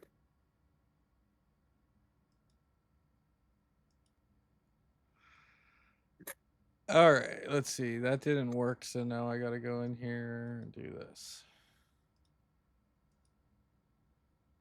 Ah, pretty. Pretty indeed.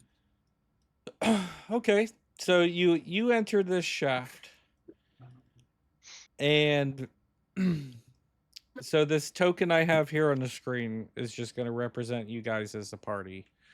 Gotcha. I believe you guys have control over that token too. So for every platform that we reach, I'll tell you how it goes. But so you've entered the shaft. You have your lantern lit. Where do we go from here? I'll be rolling forward with the lantern and my wrench in each hand Okay. until we come to something. Yeah, so we go this way. Towards the center. See what's there. Like, I only have melee weapons, so I'll take the front. I'll Okay. stick to the back. All right. So I can't move the token. Yeah, me either. All right, I'll move it just for time's All right. sakes. But all right, so you make it to this first platform, and you can see that this is part of the power source that powers this station. and you see lots of warning labels telling you, to be careful what you touch. I need one person only. Roll me a d6. You can take it also. Okay. Lady gave the last one. Okay. So you make it to the first platform, and you don't spot any activity. You don't see anything. All right. You see the So pathway that leads to the next. over here. Do we know where we're going? Like how far? So when you did have access to the system, Mhm. you know that you have to travel down a few levels. But you did also catch that coming down here at the very bottom is the core.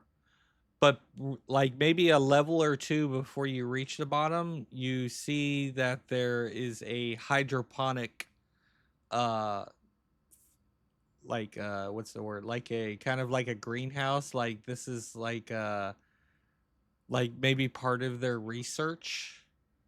It could have been for maybe growing some food for supplies and stuff like that.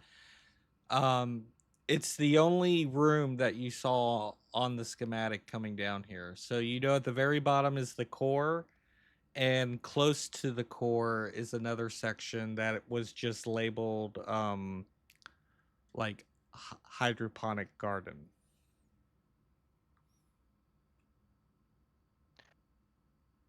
Hmm. There could be some useful materials in the hydroponic garden. Is it Well, like let's an secure off this core. ramp? So what we'll do is just because for time, and I don't want to keep us out here all night. Um, I'm moving you straight to the level Woo! We where jumped off the that landing and glided here. yeah. So you're at a fork in the road. You can either enter the hydroponic laboratory or you can continue on to the core. I say we go for And the there's core. gonna say stay focused. Yeah. As you wish. Maybe on the way back up. So you're making your way down this shaft, and like I said, you can still see all this plasma, emanating from this column here in the middle. And then finally you make it down here to the doorway for the core. Um as you've gone deeper and deeper into this core, you've noticed the temperature rising.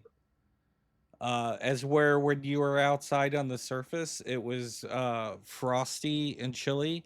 The deeper you go into this core, the warmer it gets.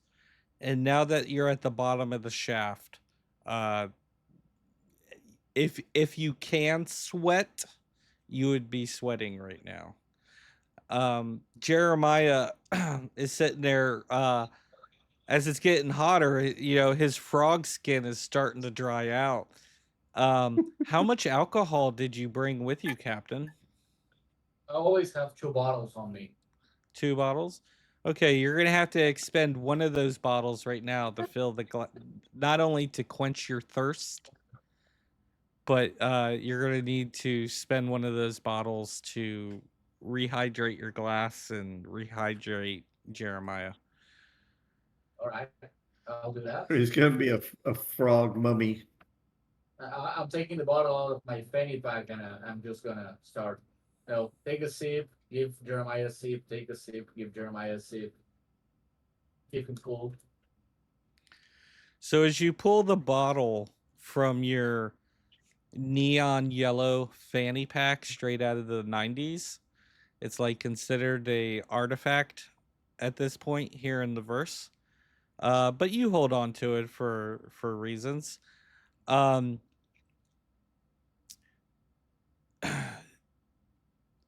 you go to put the bottle back in your pouch, and now that you've had a few swigs and you're just drunk enough to know what you're doing, but you're also just drunk enough to have a good time, you go to put this bottle back in your fanny pack. Roll a agility DR12. It's gonna be fun. Oh yeah. Okay. All right. So you're successfully able to put the bottle back in I don't think your fanny pack, and you have one bottle left now. I can't put it back on my fanny pack. I don't pass the test. You didn't pass it, I have no because I have armor on me. So all agility check tests are DR +4. and you passed a 12 Ah. though. Yeah, and I need a 16 to pass. Oh. DR +4 Okay. on my agility checks because of the So armor. so You as you drunk go, bastard. I gotcha. I gotcha. I was just looking at the numbers on the screen. So okay, Yeah, so you go to put the bottle back in, and at the same time, this other bottle you had in your packet, in your fanny pack, falls out and busts on the ground. Oh fuck no, fuck no! I'm gonna sip from the ground. All right. Get up I can. Captain, we must. Roll for be glass clear. shards. Oh God.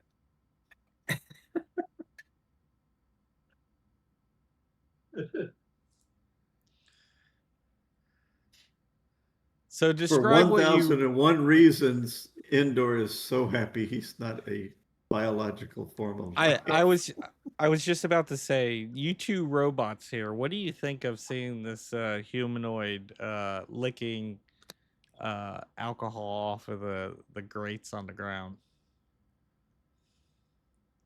Yeah, Well, I in the immediately military realm, go go ahead. ahead. Go ahead. Go ahead. Um, Captain, there are more pressing matters. We must move on. You guys go. I'll catch up with you. This is important too. I can't let Jeremiah die. Who's Jeremiah? The The frog. frog. The frog. In the glass. There's He nothing in just your filled. glass. He's got Oh, no, stuff in the glass, Jeremiah. Captain. You already filled up your glass. He's good. It's just the missing bottle. We'll replace it later. Yeah. Let's move on. Hey, I'll catch up. Just don't worry about me. So Ender's walking with Davar going, yeah, I don't know what the frog thing is, but he believes it's in his glass. We just humor him so we can function. It is a That makes sense? hallucination, right? I don't see a frog. Is there an actual frog? We don't know.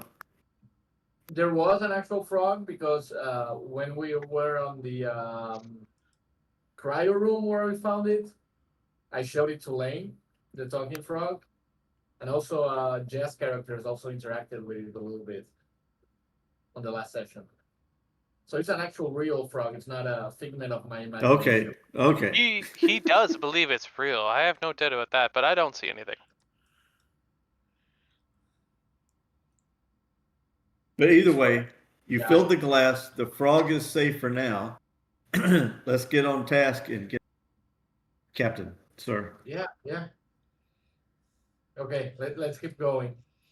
I'll sleep a little bit when we come back. Who has the lantern? Who's carrying the lantern? I am Well, carrying we it. all have one. We all have one. No, It's just I don't have we're that. following I don't have- Davar. yeah.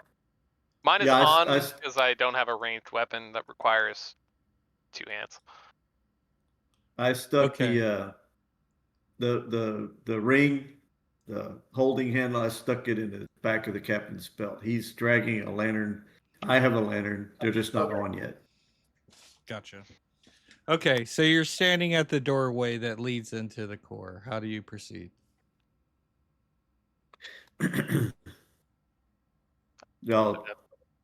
Ender's gonna do his check all points See if there's anything in that room before he enters it. So he's looking Any- left, right, across Any the bloody room. cultist footsteps around? You did not notice any bloody footsteps on the ground now. I'll try to punch the open button on the door. All right. And I keep looking back to see spilled alcohol. When you do that, you hear the door open.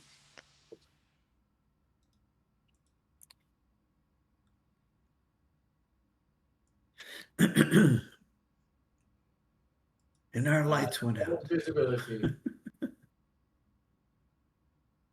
Let's see. You can't see anything with the lanterns on. No, because Not I don't just have yet. control of the token. Oh, I have control of the No. token. I can see. I can't. So black for me. Okay. Let's see here. I'm in the dark. Save me. Oh my god. Have I drunk myself blind? Not yet, Captain. Open your eyes. My eyeballs shorted out and you're drunk blind. Forgot how those work for a moment. Blink. Hydrate. There we go. So you enter into the core, and immediately as you enter the room, to your right, you see two cultists standing in what looks like a control room down here in the core. They're gonna do a reaction.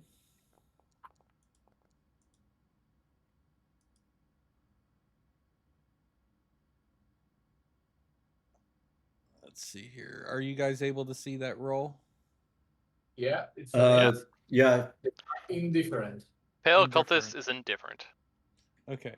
So that means what? They either they don't really care that they see you? They keep working, They keep doing what not they're noticing us as being a threat. Okay. All right. So, So you Ender see these motions cultists working.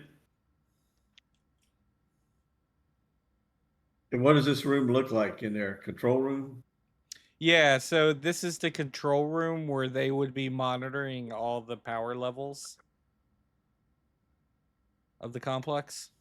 Like this is a nuclear Uh-huh. reaction, so this is like the control room for Gotcha. If we are to extract the core, it will need to be shut down in a specific manner. That's probably where it would need to be done. That is correct. So we kill the cultists, shut down the core, and I hope that big ass machine over there doesn't try to kill us. The what? That big ass machine. Well, Ender, so Captain, we're gonna eliminate these guys and set the core up to be removed. You want me to start this? Yeah, we can kind of start. Is there a way Um, down before people start shooting? Is there like a walkway down? Are we up or on the same level? you're on the same level. How do we get into the control room? It's open, isn't it? They could see us a while ago. There's a hold on. You can walk through here. Oh, okay. Right. I thought we were like a staircase above. No, Is you're it all on low? the same level. It looks like that in the map, but it's the same level. All good. All right. So Ender, if you're going in first, Ender, shift change. Confuse them a minute. I'll go in. Yeah.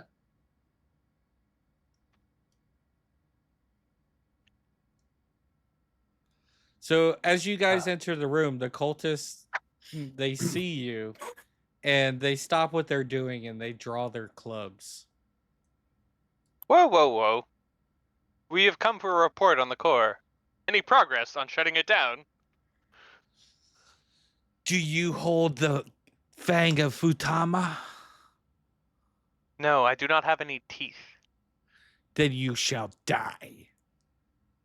We Right. got your fang over here, buddy. He has teeth. Point at the captain. Only the upper teeth.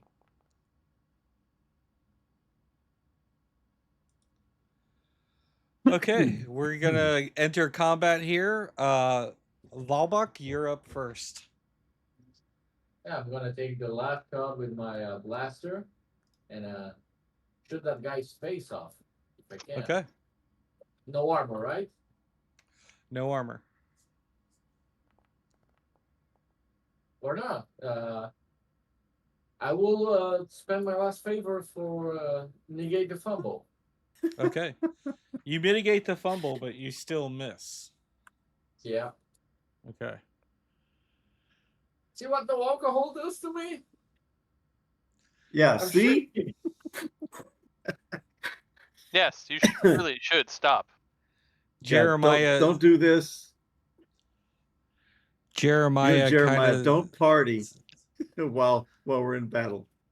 Jeremiah kind of signals to you, "You're not drunk enough." No. You're talking to Such a a good- frog. Such a Ribbit. good influence. All right, and so this cultist here, he's gonna come up to you, Postal Davar, Mhm. and he's gonna swing his club at you. So I need you to roll a defense check. Yes, sir. One thing about Davar is he's highly resistant to damage. Okay. So the cultist goes to swing at you, and your robot-like reflexes are able to avoid the hit. Endar, you're up. All right. Let's see. He's gonna move up on this guy and attack him with the baton. Okay. So that is a strength test. Yes. Yeah. Melee Okay, weapon. so that's A that's 13 plus and one, what's plus 1. plus Okay. 1, So that's a hit. 14, and damage is D6. Come on. So you All go right. to hit. You go to hit him, and you hit him in the shoulder. Like you were totally meaning to hit him in the head, but you smack him in the shoulder, and you just piss him off even more. But of course. Now, This is this like pirate board? Yes. Okay, I don't have to stand there and I can move a little bit. I've only moved one block. You can move your action. Yeah, if you All right, so okay, you can move up to I'm gonna 30 finish feet. up over here. I'm gonna finish up over here. So I've only 5, 10, 15 maybe. Okay, So I'm gonna sit there and make them chase me. I'm gonna stand there and take a hit. that Me. works. Gotta All be right, so difficult. this cultist here, he sees you with one arm with this weird looking cup that has a frog in it and a gun built into it. And he's gonna take a swing at you, Zero. Give me a defense check.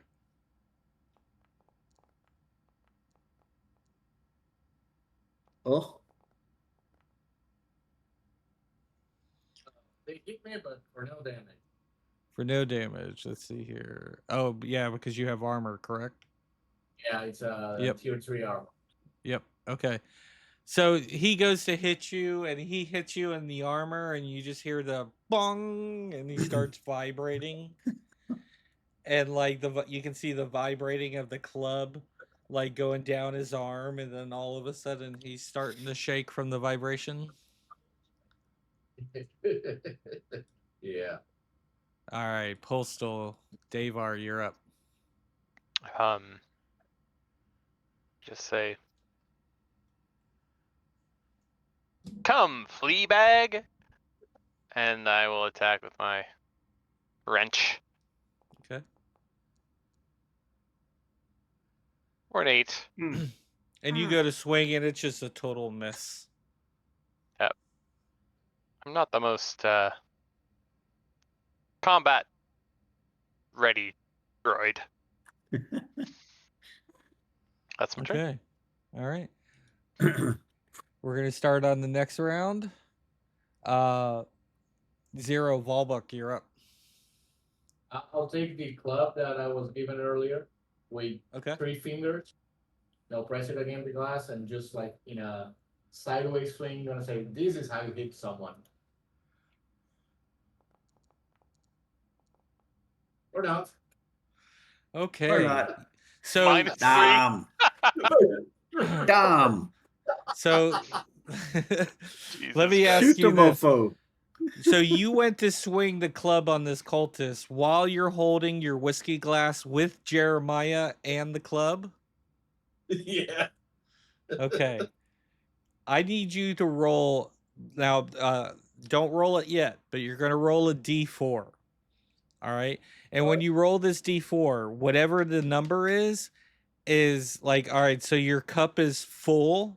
If you roll a 1, you're down. You have 3/4 left. If you roll a 2, you're at half a cup. If you roll a 3, you have a quarter left in your cup. If you roll a 4, you spill all the alcohol in your cup. So you can roll now a d4. Drink it quick. 50. Okay, Half a so you glass. lost half your glass of alcohol. Drink it. Drink the last bit and put the frog in your mouth so he'll stay moist. What frog? I didn't see a frog. All You right, had to be on the conundrum to buy into the frog. this cultist here is going to target you, Endor. Uh-huh. I'm going to need you to roll a defense check as he comes at you with his club. All right. Come on, Battleman. Oh, Oh, seriously? shit. Oh no. Oh, Remember no. the favors. Remember All the right. favors. I favor that shit. Do you have armor? Yeah, I do. I have steel skin at minus D6. Okay. All right. So with that 1, you're going to lose 1 tier of armor. You're going to take the hit first. But after you take the hit, you're going to drop a tier in armor. All right. All right. And he's got a D4 plus 1. Plus 1. So that's a 4. Go ahead, roll your armor.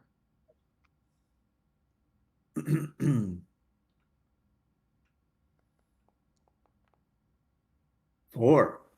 Okay, so you're going to mitigate all the damage, but now your armor drops down a tier. All right. Tier 2. Got it. Okay. Now you're up. All right. So, all right. I'm gonna beat him with my club. And are you? Come on. That's a 5. So you go to hit him with the club and you totally miss. Whiff. Because he damaged my armor. I was pissed. Now this cultist is up and he's coming after you again, Zero. So go ahead and roll a defense. Does he have the plus 1? Does he what? Attack? Does he have the plus 1 as well? Yes, they all have a D4 club with plus 1.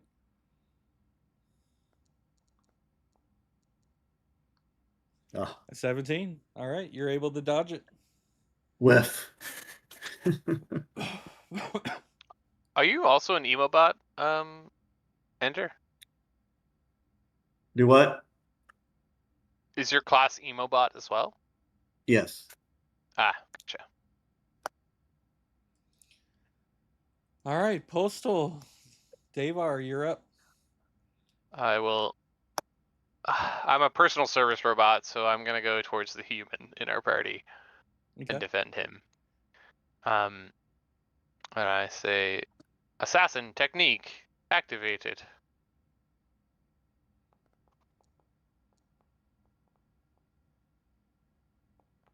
Beat him with a wrench for 1 damage. Beat him. I go for the ankle, like just like I hit him in the the foot. You hit him on the toe, and he's kind of hopping up and down on one Yeah, foot. exactly. Yep. 100%. Okay. Ouch.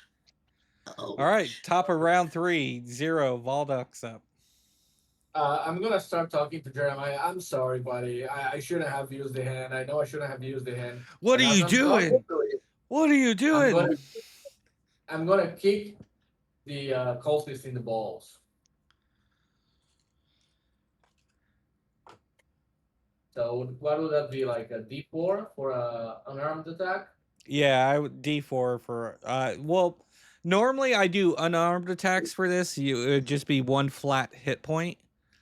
But if you're going to hit him in the balls, that's pretty brutal. That's more than So 1 point. I'll let you do the D4 on the hit if you pass the hit.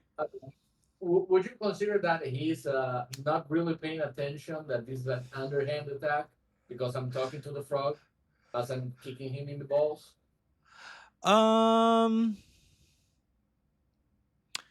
Let's see. All right, so we'll do this. I'm going to have him do a reaction roll. And he definitely wants to kill you. So here's what you could do. So you're going to roll your hit, and it's still going to be a DR12. But because you're sitting there bickering back and forth with Jeremiah, I'm going to let you roll a D4 for Jeremiah helping you towards your hit roll. So you're going to roll a D20 and a D4. Yeah, I was asking mostly because I have my only skill is the dirty player. So below the belt kicks, sneak attacks, and sucker punches, it's a +2. But if you consider if it's a truly underhanded attack, it's a +3 to my attack roll. Okay, so do the +3. All right. So that would be a 9. So God still damn it. fail. A 9. Damn. Okay. All right. And you weren't swinging that time, so we don't need to check your drink. No, I'm not Okay. swinging anymore. I've This learned my lesson. this cultist here is going at you again, Lane. He's going after Endor, so I need you to roll the defense for Endor. There we go. Now we're talking. There you go. So describe how you dodge this guy coming at you with the club. So I see him. I know he's coming after me. So he's coming at me. I put a hand up, catch him by the wrist, and just kind of deflect it, causing him to like wrap it around himself. Any Oh, the major do we- whiff. Do we lose Lane? No, he's No, still you there. can't hear me. Hello, Yep, hello. I You're back. You're back. You're back. You're back. Yeah, Okay. I heard you. Okay. I transformed his velocity. He just kind of spun around. He's kind of now facing backwards to me. Yep. And while you did Where'd that, he go? it becomes your turn. Oh, nice. So,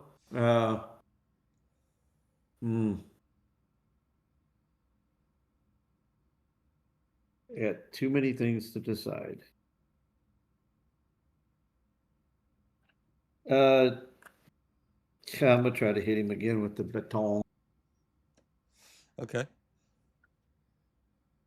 Come on, dice. Hit.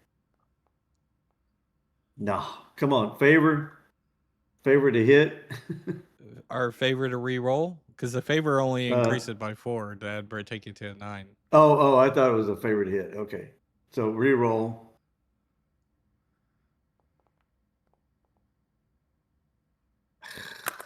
Not much better. So I go whiff, whiff. I can't hit him. The All Monty right. Python show. This cultist is up now, and this cultist this time is going to attack you, Postal. So, Postal, I need you to roll a defense check, please.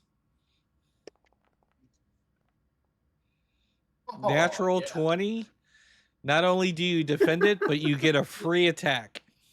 So I just roll my damage. Just roll damage. Roll damage. Assassin mode. Hiya! Hiya. 2 points. All right. Give me a better fucking melee weapon.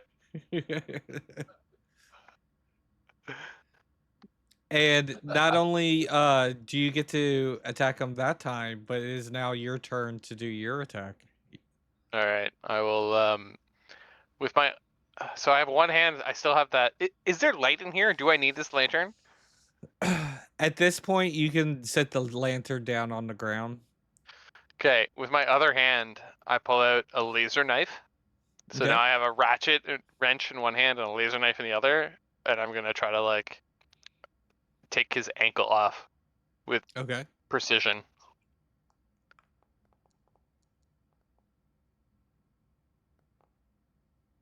There we go. Nice. Hit. For 4 damage, I want to try to sever his foot at the ankle. Or at least take out a tendon. Okay. Yeah. So if you're gonna go for the feet, it's gonna be a DC 4 or it's gonna be a DR 14. Okay. Well, I rolled a 15 to hit and a D4 on the damage. Gotcha. So this cultist is barely he's fallen down into the seat here. He's hurt pretty bad. He's fallen down into his seat. He's no longer on his feet. We're going into round 4 and 0. You're up. Are you gonna finish him off? He's like on his knees, right? What's that? Is he like on his knees? Like He's how high fallen is- into the chair. There's underneath him. Like if I move him, see there's a chair. He's fallen into the okay. chair. Then I'm gonna go for another kick. Okay. Are you gonna? He's sitting in a chair now, so there could be you could be at the right height for head height. Yeah, I'm Where's going your for- blaster? Just kick him in the face. Where's I your don't have- blaster? Stick it in his mouth. I already shot it twice. I don't have any more charges. Twice? Yeah, it I thought it was a consumes 4 4 shot. charges. I shot the guy outside, and then I tried shooting here, and then I missed. So it has 10 charges, and it takes 4 charges for every shot. Wow. Yeah. Well, So, and I'm gonna use my physical dice here because. I can recharge you if we get out of this battle. Ooh, 12, barely for a kick on the head. Okay. Go ahead and tell me how you So, finish him off. I guess I just kick his head off against the chair. Like his body's there, but like there's no head rest. So as I kick his head, I just decapitate him. And the head just Awesome. goes flying out towards the back. So as his head goes flying off, this other cultist here is doing a morale.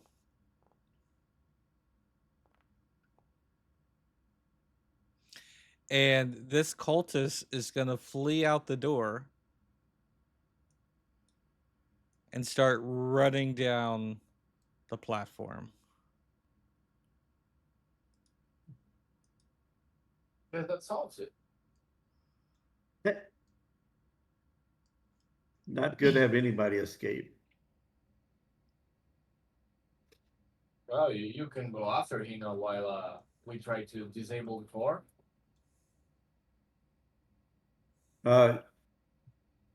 Yeah, is it my turn now? Yeah, combat's ended now, so we're back into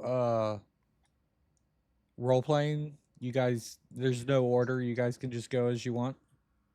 All Hmm. right, so I want Do we to have run roll out again? and what was that 5, 10, 15, 20, 25, 30. And I'm going to use my phase rifle to try to end him right there. The way the dice work, who knows? 20. Jeez. I got a favor, got to re-roll. You could drop the DC if you wanted. Oh, Yeah. come on. I think you can. With I that stick 9, the rifle in my mouth and pull the trigger. Yeah. I think with that 9 you can just use the paper to hit. -4, -4. He already rolled it All though. right. just like Pirate Core. Oh, okay. I don't have that list. I don't know what the really options are. So, uh,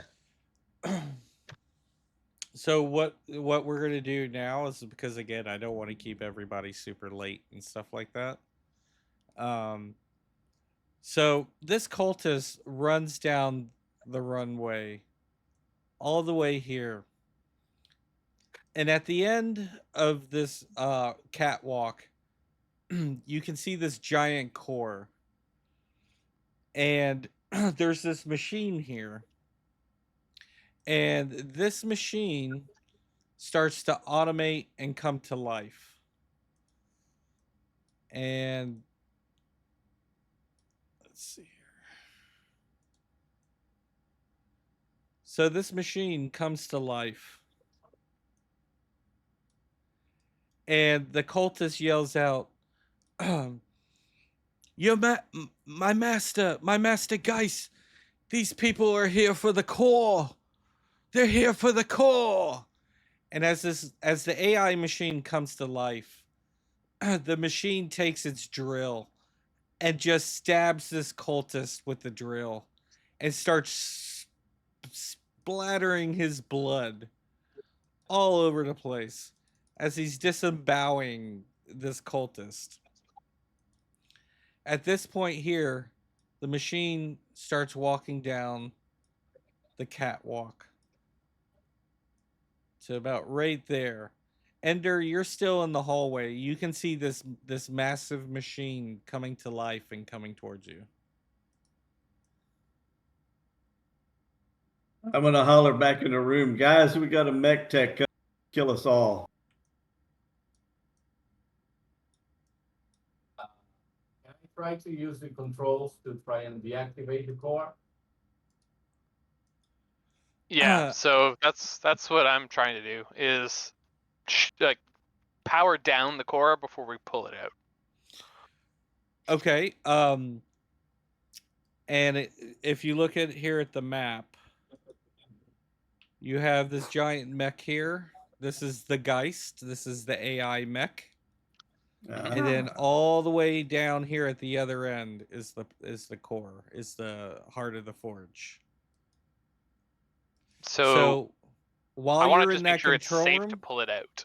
yeah, while you're in the control room, no rolls needed. You've accessed enough that first time you interfaced with the computer to where you can initiate a shutdown sequence on the core, and you have already begun that process. It's gonna take 10 minutes to shut down the core to where it's safe to pull it out.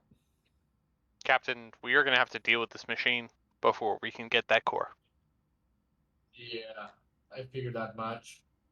I'm gonna grab the baton +1 that one of the cultists had and exchange it for the one I have, which is a Okay. simple one. Yeah, I have a you wanna- D4. Is there a better weapon in this room? That the club that Cultus has that Zero was just talking about is a D4 plus 1. I would like that. I kind of already took it, but you can Yeah, keep it. Zero already took it. Okay, I have a D4. So I'm gonna head outside to face the Hey, machine. when you come out the door, I hand you the what is that? What was it? Got me stick. Eight shot pistol with Oh, I tried regular pistol. bullets. So it's a 8 rounds, D6 plus 2, Will you but it give me that fires one? 2 bullets. So that's really 4 shots. Got it? So you to whom you're giving that one? Who needed it? Who came out? Is that I have a just +1 Captain? I have a +1 to presence, so I can shoot a little bit, but I'm much better in melee. I also have a +1 to presence. Somebody take a pistol. I got a rifle. All Yoink. right. I can't hit shit anyway. You I'll got take your pistol. blaster. Hey, I'll swap with you, Captain. Give me I'll give the my bouncer shield. to I'll stick it on my shield and I'll charge it up Okay, just in case we need it.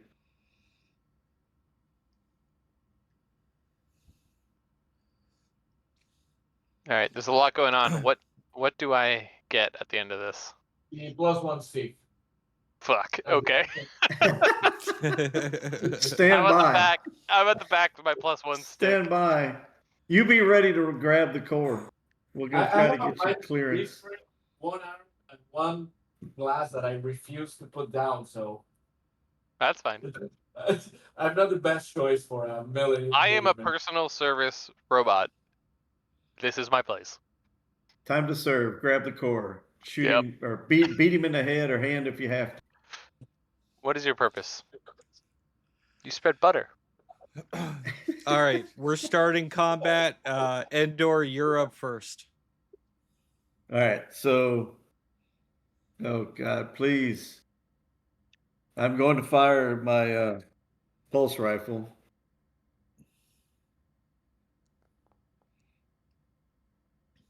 And that's straight up 12. And it's Plus your D10. presence. My presence is 0. Okay.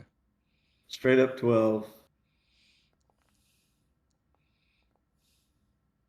10? Yes. 10. Nice. Okay. That's a good start. Can we maintain?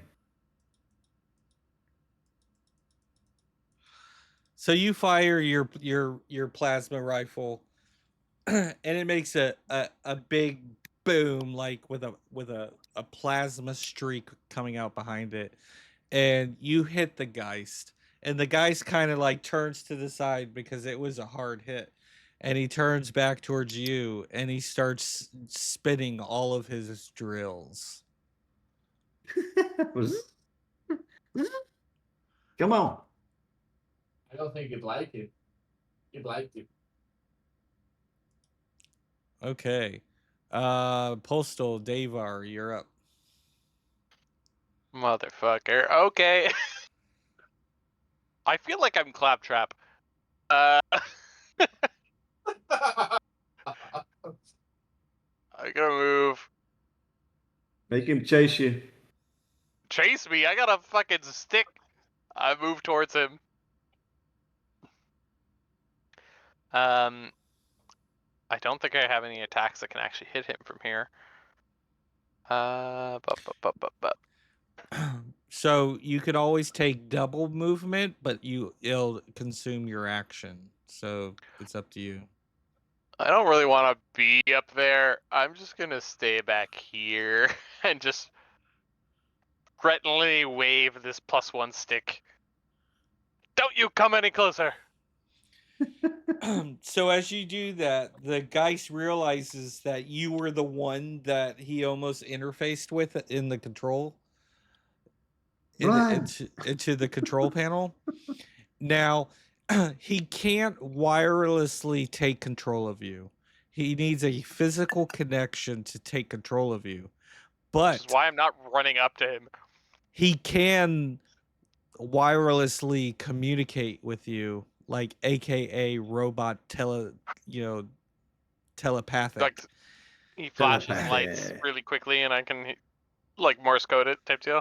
Yeah, so basically you understand that he's sending you a wireless message saying that he will assimilate your body as part of him. That's just rude. Okay. Yeah, you don't have permission for that shit. And now he's up. And he's gonna travel closer towards y'all. The drills are still spinning. You know, it's this giant as he's walking down this catwalk, you can hear the clank, clank, clank, clank as his big metal feet are walking towards you. He has 4 legs, so it's almost kind of like a crab, like a clank, clank, clank, clank, clank, clank, clank, clank. And we're gonna move to Volbach.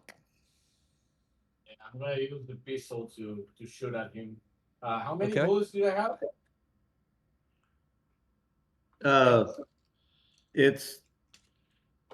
It's an 8 shot, but it fires 2 bullets each time. So is that like 2d6 plus 2? Yeah. Or how does that work? 4 attacks with it. Okay.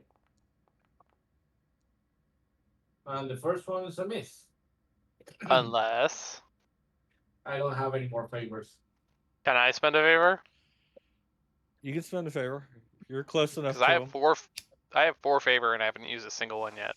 Yep. Since you're that close to him, you can use a favor to help him. But I'm just gonna slowly steady his wrist.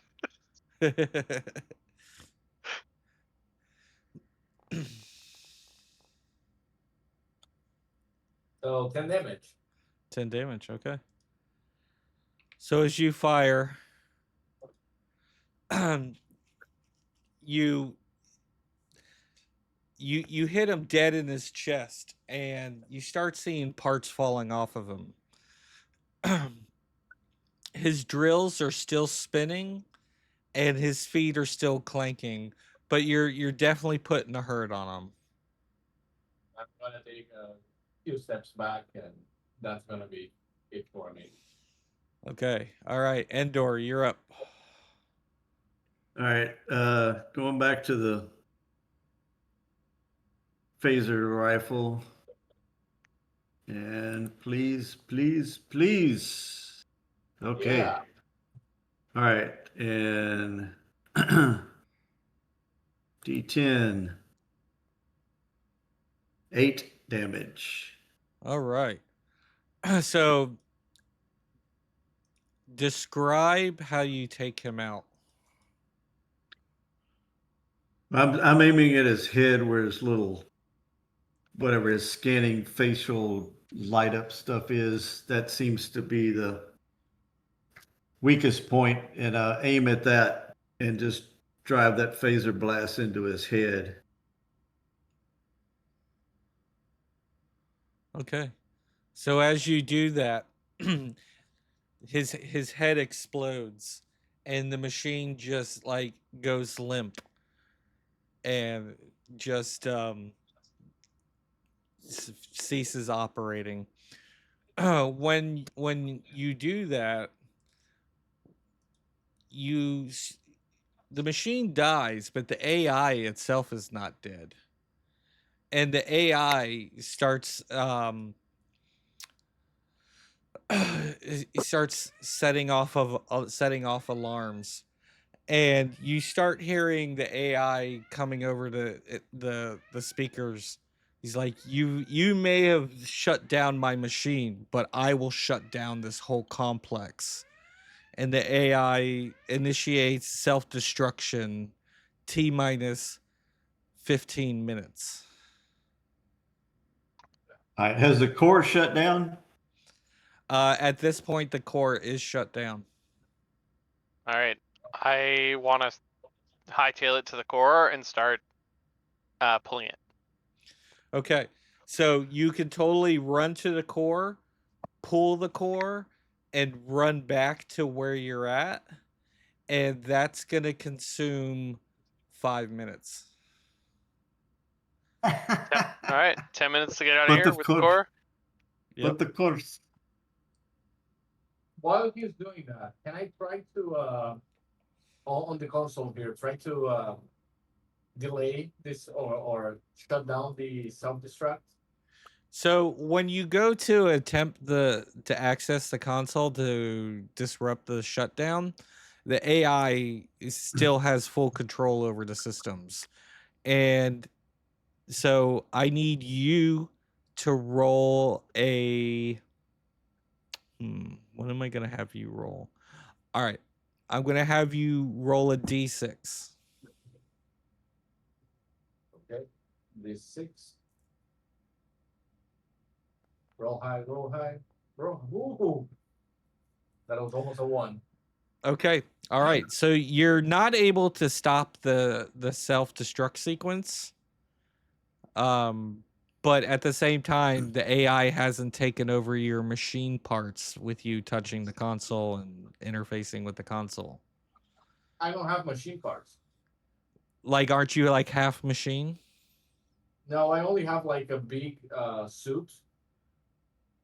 Okay, so the suit parts though, it's like an Iron Man suit, isn't it? Yeah, but it's not powered by anything. It's just like a big heavy metal armor. Okay. All right, but you're It's not able to It slow doesn't- down the self-destruct. Yeah. Okay. So can Indoor help Davar, the two of us, go down there and get that thing and get it out of there faster together? It'll still have a- consume 5 minutes. Yeah, we strength. pulled the Okay. core. It's been 5 minutes. We need to get out of here. All right. As you pull the core in the 5 minutes to get out of here, let's go. We're gone. Run. Let's pull. Yeah. I'm running ahead with the pistol in my hand. Okay. Use your lantern. All The right. one I So stuck in your belt. you guys are making your way back up the shaft. All right. Every platform we hit, someone roll a d6. Oh, I got I'm this. afraid to. Nah. Go for 6. it. 6. 4 is okay. I like 4. Okay. 4 is good. Awesome. So you're able to make your way to the next platform. I need someone now to roll a d6. I'll do it. 5. 5, you're safe. Yeah. You make it up to the next platform. Lane, I need you to roll a d6. No. Whew. Hey. Thank you. Okay. You're successfully able to exit the shaft. You are now running through the control room. Another 5 minutes have passed. So you're down to 5 minutes. It took you 5 minutes to get up the shaft. Do we have communications with Eddie? We still have the devices. So you're running through the control room right now, and once you're outside, you'll have communications with Eddie. Okay. And for sake of argument, you're running through the control room, running to the outside, and we'll say that you are now outside. All right. As soon as Indoor gets outside, he hollers, "Eddie, fire her up. We're leaving now, quick as you can. Let's go." Roger that. And Eddie starts initiating the launch sequence. Okay. You're gonna make it halfway down the platform to here. I need someone to roll a d6. Got it.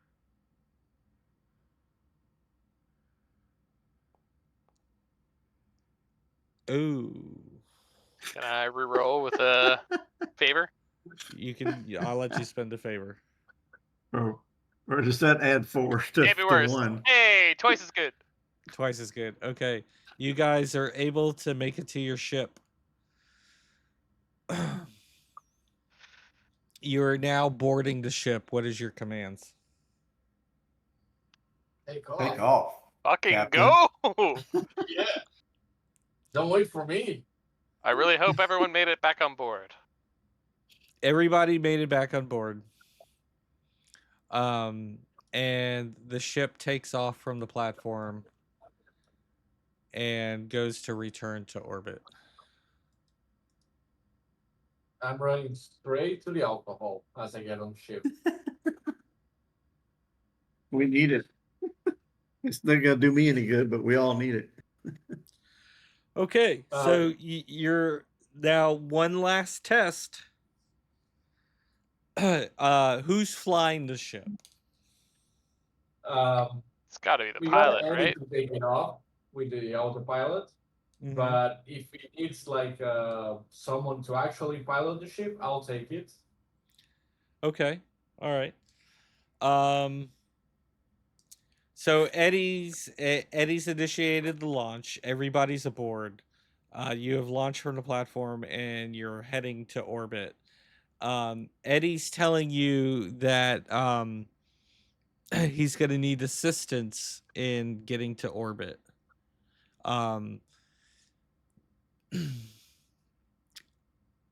Real simple roll. 0, I need you to roll a d6. Don't roll a 1. Yeah. Let me just get the 6 back again. That's a 2. A 2. That's good enough.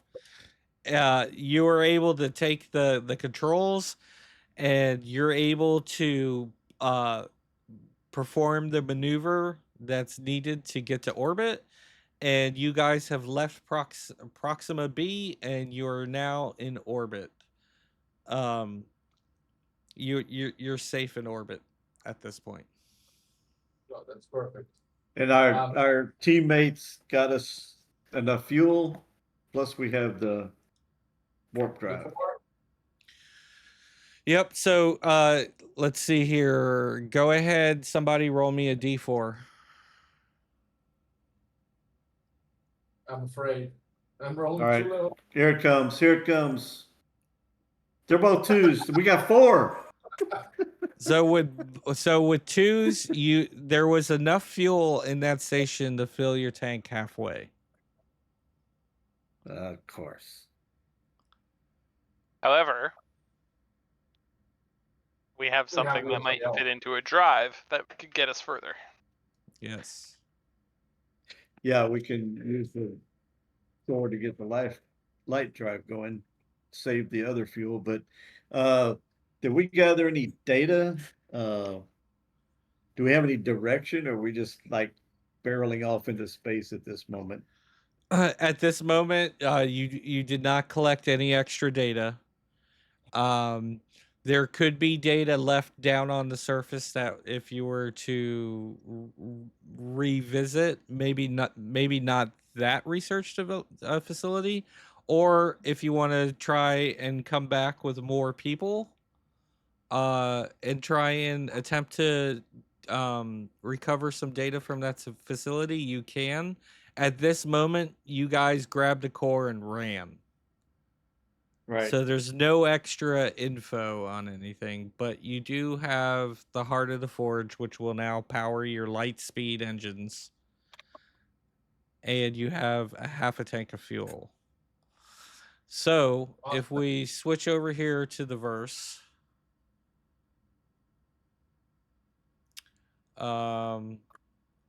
Okay, so you can see you're right here with Proxima B. I'm gonna say that you have enough fuel to travel to either this planet here, K2 116b, which is also the planet that has the mausoleum of the they. I don't know about that. Or you can travel to the bitter void. Can we reach the waste barges of Galar as well? Hey, I'll be right back. Hold on. Yes. I will say any one of these 3 systems you can travel to for the next session. Perfect. Alternatively, Captain, we could plot a course directly for the middle of the sun if you really want this to be over. Well, if I wanted this to be over, I'll just stop drinking alcohol. I mean, I'll die for sure if I do that. I mean, the last bottle was expended on our last trip, was it not? No, I have a ton more. Ah, like a full ton? Well, more like a full rug, like a big fucking rug. I mean, we emptied a bar on the last ship. Ah, I'm not familiar with that measurement. I'll say I'll have like 2 weeks, 3, if I pace myself. Yeah, Do we probably have 2 like, weeks. do we have like cryo or anything like that? So cryo. Let's see here. I do not. Actually, You're Like, not freaking me. yes, there is 3 cryo. There are 3. 3 people could go into cryo. If I switch back Yeah. real quick to the ship, these Oh, are your gotcha. cryo chambers here. Well, if we wanted to save on fuel and food, I will wake you up on the other side, Captain. It is my mandate. No, I don't like sleeping that much. He'll be sober. He'll wake up sober, and who knows the But if he last goes time in he drunk, woke will up he come out sober. drunk? Do we have to roll another d6 for that last cultist?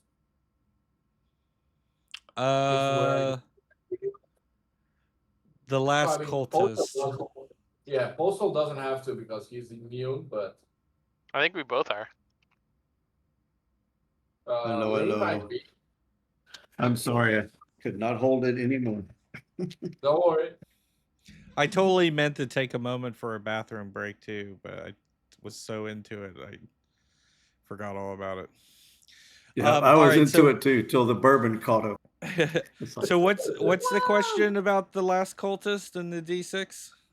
I'm confused. So if we have to roll again, like on the first cultist, we rolled the d6 for possible contamination. I mean, Postal doesn't need to because he's immune. Oh, And I don't know how Lane. I believe Lane's immune too. Oh, Yeah. so okay. Do I have to roll again for it? No, and you know why. Well, Are you sure you don't want to go to sleep, Captain? you can actually be infected by all 6 worms that there are. So they can be infected? No. What I'm saying is you can be infected more than once. If you I think he's saying he can be Oh. infected by multiple types. Okay, sure. Yeah, let's go with this. So let's see here. So 2 cultists. Yeah. Go for it, Zero. Yeah. It sounds like there's going to be a party going on inside you. Okay, you're safe on that one. No, I'm not. The first roll was a 2. So. Oh, okay. So, all right. So go ahead and roll on the next table. Yeah.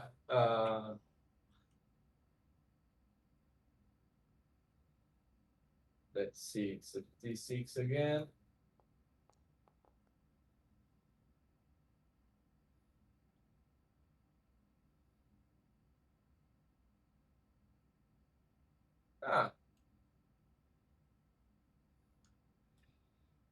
Okay. I got to choose something. So.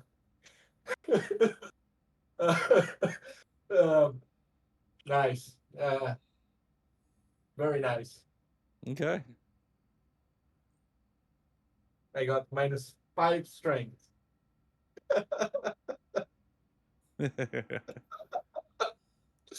You are such a mess. I am so totally ready for a melee combat right now. I feel like our ship is just gonna become robots looking for humans that are actually human, because I have a soft spot for people who feel and have emotion. Yeah, see, that's what's conflicting Ender as well. And here's the thing, he was working with a whole battle. They all essentially died from this nonsense. Yeah. He's the But- only one left, so it's like, yeah, he gets a human around and tries to protect him. They're not I'm not the only participating. human on the crew. Jess's character is also sort of human, right? Jess is in, and Jess half and half. Jess is a Manchine, so I think that's half and half. So she has the Yeah. chance Yeah. of. And Bill is human, right? Let's see here. Bill is. Is it devout or Yeah, what class is he? Description. Oh, his class. I can't see his class. Hold on.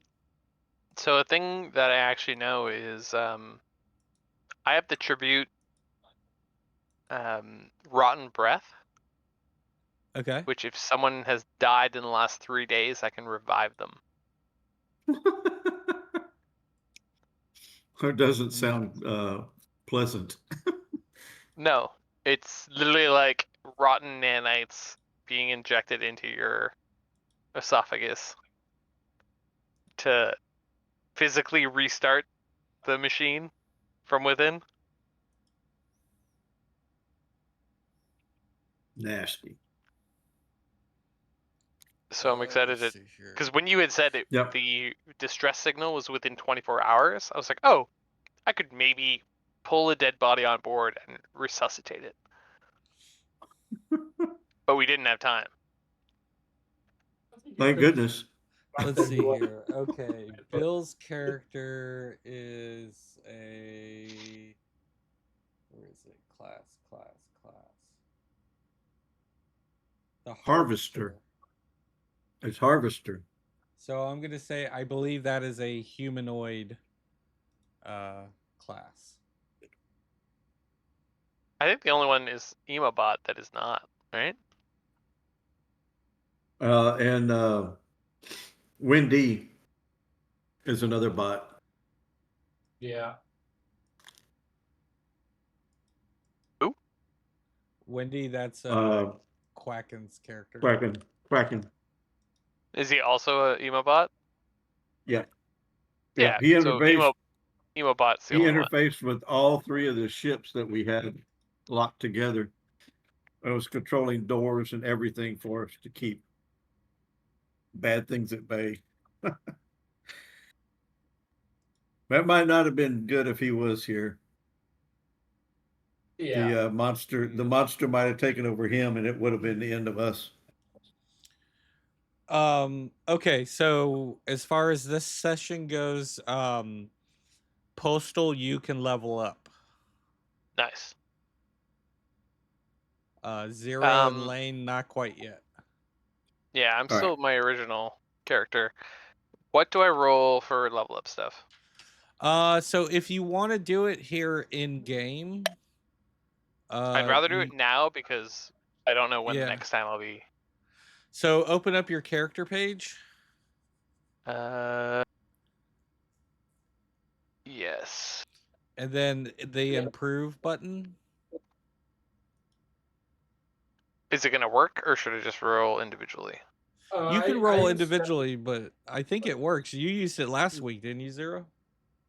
I tried, but it added like 3 skills to my character, and it didn't give me any HP, which is kind of. I mean, I have to roll less than a 2 to not get HP, and you roll like 6. Postal, if you want to do it manually, that you can. Okay, I'm just gonna do it real quick. This vast Grimm system is bootleggy, so it doesn't have. You know where the booklet is. I have the advancement page open. Okay, there you go. So 60-10, I need to not roll below a 10. you get Yeah. HP. I definitely have less than 33 hit points. Yep. So now you roll 1d6 1d6. Yep. added to my thing. 5. Nice. Nice. I have 15 HP. Sweet. I am a stout, dumb server. Like, You're a d6 tough one. versus every ability. You're one tough butler. Yeah. So strength goes down. Boo.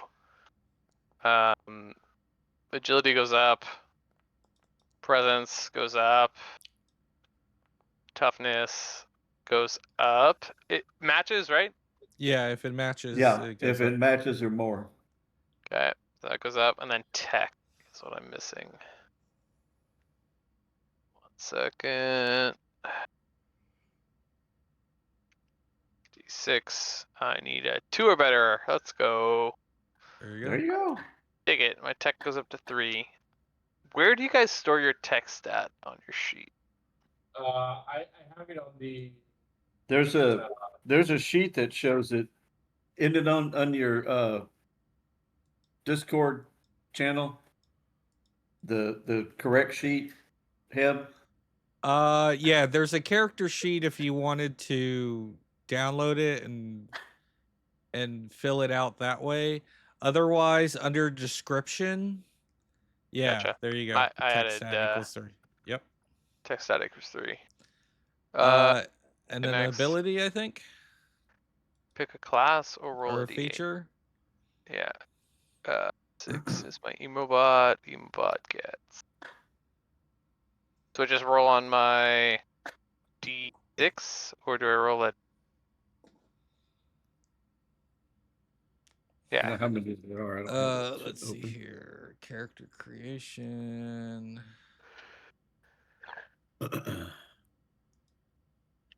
Character Do I get, classes. like, if I roll the same thing, what happens, etc.?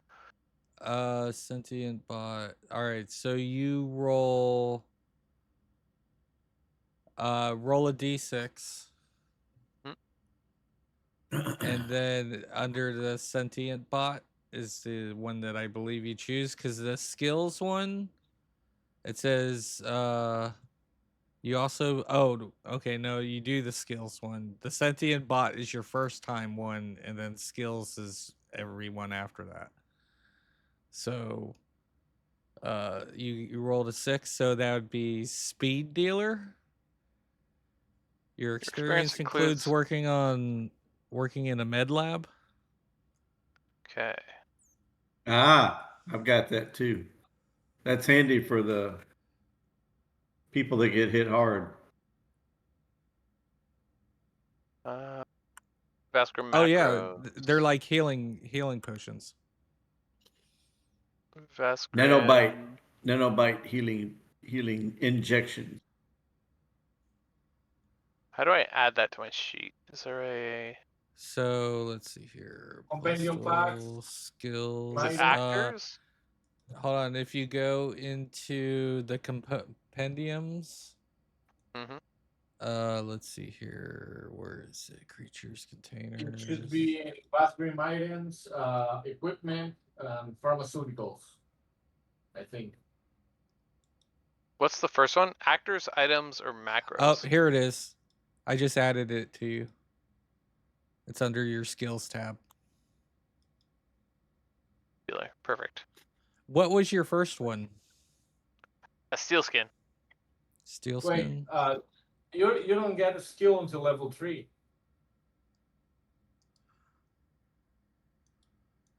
Is that how it works? I think so. Yeah. I mean, I rolled on the generator. Like, I have a PDF of like rolling a new character. That's what it gave me. Yeah. So here, the advancement. Advancement. At the end, it says on the third improvement and every third after that, select a new skill from your class or roll a random skill from a different class. Oh, okay, yeah. So on your third level is when you would get the skill. Okay, so I don't get anything for level 2. Yeah, so I took that off, but steel skin was your starter out one. Yep. Okay. Why didn't I put it on there? Hold on. I have it under armor. Oh, okay, got it. Okay. Oh, I have Awesome. 2 now. Yeah, I put one of them on you, so you can get rid of one of them. I didn't show it up. It didn't show up under skills for me, but I didn't know it put it under armor. So, sorry, open it up. I only get advanced. Let me look at advancement. Okay, you should have your sentient bot persona, and you should have one skill at the start. So I don't have steel skin because it was too early to do that. But skills is you also begin with one of the following.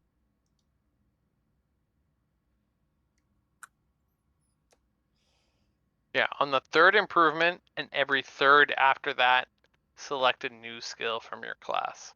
Okay, so So- your first skill is steel skin, right? Yeah, so I just keep steel Okay. skin. All right. Yep. So I got to dump steel skin. All right. Yeah, you're a med bot, right? No, I'm a military tech, but on my You're the speed dealer, though. on my skill, yeah, on my skill was a speed dealer. I had some time in the med world to do battlefield first aid. I learned to make those nanobots. That's okay. Devar is essentially a tank. 15 HP and D6 armor with no agility negatives because of steel skin. Right. Don't really have You're- like really good weapons. Like I don't have good abilities that way, but I'm good at like being in the way, doing things. You're the most polite tank the verse has Yeah. ever seen. 100%. Would you like me to stand in the way, sir? Would you like me to Please. smash his face in? Yeah. Or You- no, just cut him at the ankles. That's fine. As you wish. we're gonna call him Gravenor Achilles tendon. Yeah. Seriously. I'm good And at that's cleaning rooms, interfacing, and dealing with defunctive equipment, and then who knows what else. Who knows what else? More to Yeah. come. That was a fun session. I got infected by 2 worms. We have a tank. We have the core. I'm 30% on the way to becoming a real god. Also, Yeah. I totally meant to roleplay this when you guys were had the guy up on the viewer before he got dismembered. But he was gonna ask you guys what's the name of your legion. So that's something you guys can think about. And then like everybody, all the other party members, like Jess and Quack and everybody, if you guys want to come up with a name for your legion, that's probably more important than a name for your ship. All right. So, like I said, Indoor is a survivor of a legion, but I mean, I'd rather have everybody's. What was my legion when it came down to the last bot standing? Yeah, also I escaped my last legion and I fleed him like a coward, so we're all in the same boat here. Playing. I can't get away from the claptrap fucking. Like I'm a personal service robot, like who dreams of becoming an assassin. Like I have Mega assassins for Maids. dummies in my fucking memory. Mega Mage. I dream of killing something silently. So those people in the brig better be careful, because when I suggested 50% air, it was for also me maybe trying to kill one later. Now, next time you could play it. Now there are like life support protocols. Like I've always kind of played like, like life support's one of those things you can't really fudge up. But Yeah, who's to say you can't vent toxic gas in there? yeah. Yes, You know? 80% air. I'm gonna also add 20% bullshit that you don't want to breathe in if you're human. Yeah. Yeah, we Or even tried, just I don't know how wait many times. There was get there 4 or as well. 5 times before we got the message that you can't override the life support protocols, even with full control of the ship. Yeah. Now, life support can get damaged in a battle or an accident or something like that, but that's not something you turn on and off with a switch. That's kind of by chance. So, Yeah, but Yeah, who's to say we you had can't some. use that to your advantage if that were to happen? yeah. Um, it's really funny because Devar wants to find life and keep it alive, but he's also kind of like, but like, what if you snuffed it out? What would that feel like? Well, you can talk to Indoor. Yeah, it's very Uh, heretical. here is okay. So all emo bots. Okay, Indoor is, I can really feel the feels. I have this conundrum going on in my synapses, and I'm a military mech, and since my development of emotion, it's created a paradox in my synthetic cortex. Was it wrong to kill humans with overwhelming deadly force? Or was it actually just really fun? So he's trying to work this out in his head. Gotcha. So he's torn between he did all he could to keep his legion, and now they're all gone. To and when I was killing the enemy, was that not a good thing, or was it just fun?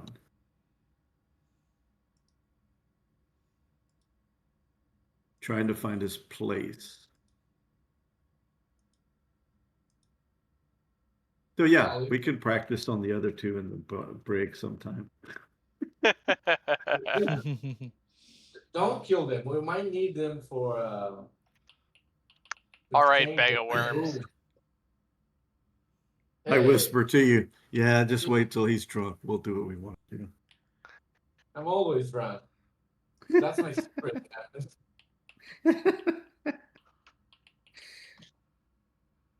Wait, I'm the captain. Yes, Captain. Yeah. And the frog is real. Totally You real. should see it dance and you should see it dance and sing. That's Yeah. phenomenal. Hello, my darling. Would I know that I'm infected with the Grimm? Yes, you're I gonna can know feel the you're war. infected with the Grim because what is it? Every day you have to either roll on a pain or a pleasure. I roll a toughness check. So if I pass the toughness check, I think I have to roll on the pleasure, and if I fail, I have to roll on the pain. And I had to roll on the pain as well when I got infected, Okay. which almost made me lose the character. Luckily, the first time, if you lose the character, it doesn't count.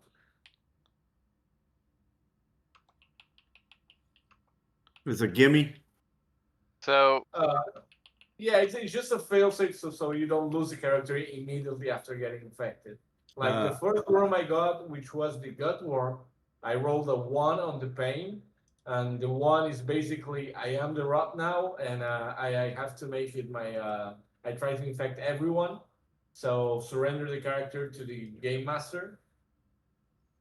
But since it's a 1 on the first time you get infected, it doesn't count per the also no rules. As a personal service robot who cannot get infected, if you wanted to try to like hide that or try to do things and give me commands to help you with that, Dave R would be down. Yeah, but yeah, it's if I do get that the one that says give the character to the PC because you are now um, fully infected, I'll let you work it out with Heb. Oh, See what no, kind of I'm saying like things that don't kill your character. If you want to give me orders specifically. Oh yeah, no. Right now the character doesn't feel compelled to infect others, but there are pains that make you do that. But you also have to roll a new character because the PC you have is now a game master tool. Yeah. And it becomes a problem when this becomes known to Ender. I mean, Yeah. it only becomes a problem to those who are organic. You can't get infected, so what's But your problem? my whole existence is into Come on, Grimm. come on, you're gonna kill the captain. I mean, we had fun times together, right? We can find a Right. new captain. I don't know how bad it is right now, but just just so you know, he's got an issue with bugs. He considers all bugs Grimm. So he stomps on them if he runs across them.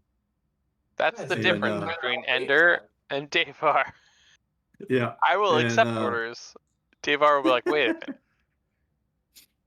I got to weigh it against the fact that I hate the Grimm.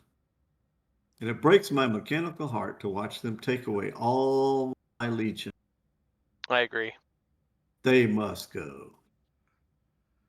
Yeah, And if he's Grimm, he's not the captain. inside of me, I will take the green to the next verse. All of them. Now, not on my ship. Now Well, you can I'm be infected with the Grim for a while because I think you have to roll on the different stages, right? Yeah. yeah, yeah. It's the that toughness check I have to do. Yeah. So if I keep passing the toughness check, I mean, no one will be The wiser. not the wiser. Yeah. And that would be really fun. So I hope you pass those checks so that it's not just a bunch of robots piloting a ship. Like, nope, sorry, we can't take you. There's too much of a risk. We've calculated it, and you're an acceptable loss. Goodbye. Well, We could I drop you off somewhere, like on that planet we just left. yeah, but I think now Jeremiah is also infected. Who? We're sharing this Has the green. frog got worms? I know he likes to eat flies. Not and bugs. Bugs are Grimm. Eating Yeah. a fly, you're eating a Grimm. All right. I gotta run, but thank you for the Awesome. game. Yeah, thanks for Glad you coming, made it Postal. back. Oh, Guys, I've already posted November 8th is the next game. Again, if anyone who can make it, it's cool. If you can't, that's cool too. You know, I posted the session, so Let me take a look. November 8th, you said? yeah, November 8th is the next session. I'll try to make it, but as we're approaching the opening of the pizza parlor, I don't know how my schedule is gonna be. Was that a Yeah, Saturday it's or Friday? oh, you want to know what? Did I do it for I always do that. Hang on. 8th. Hey, Zero, is this another location? It's the 7th. I'm sorry, the 7th. No, it's Let the me same. We're still on the I'm going to redo it. Yeah. we're still doing the what's it called? Like the Soft modification for opening. the place. Soft opening. Yeah. We have to paint the place inside. We had to build a few walls. There's still a couple kinks to do before we can actually open. Okay. I thought Yeah. you were kind of in the middle of that building toward the opening, but you're not quite there yet. No, no. We got the walls we needed built inside, Uh-huh. so that's done. And we need now. Actually, I'm meeting tomorrow with the painter at the shop so that he can start painting the walls and preparing everything. And then we have to get the electrician there to do prepare the electrical circuits for the oven because it's an electrical oven. Gotcha. So we're still missing a couple stuff. Well, when you get it ready to open, get a good picture and send it to us. I will. I'll send you a picture in the uniform and everything. Send me a Cool. pizza. Yeah. It's gonna arrive Yeah. a bit cold. I want a pizza from Send me- Argentina. It's Send gonna me some empanadas. it's gonna show up green. Probably. It won't even make it out of customs. No, definitely not.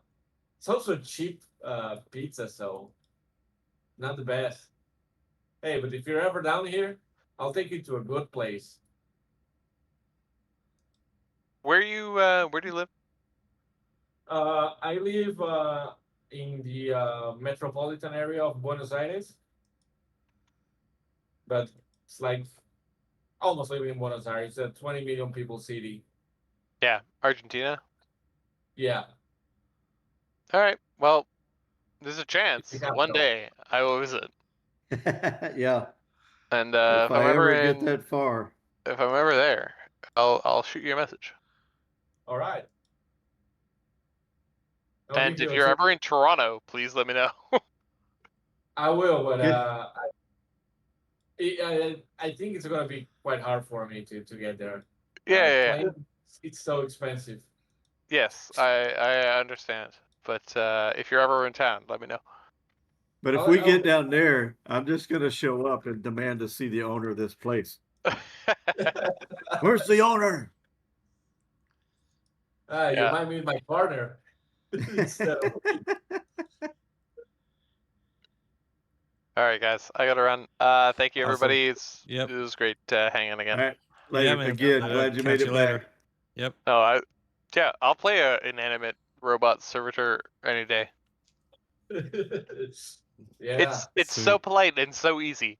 Just take everything so literally. It's a lot of fun. Absolutely. All right, guys. See ya. Good night. Good night. All right. Man. Yeah, I'm gonna go to bed too as well because I Yep. have to be at the shop in less than 7 hours. All right. Sounds like a plan, Zero. Appreciate you showing up. Glad Yeah. you survived. Yeah, for now.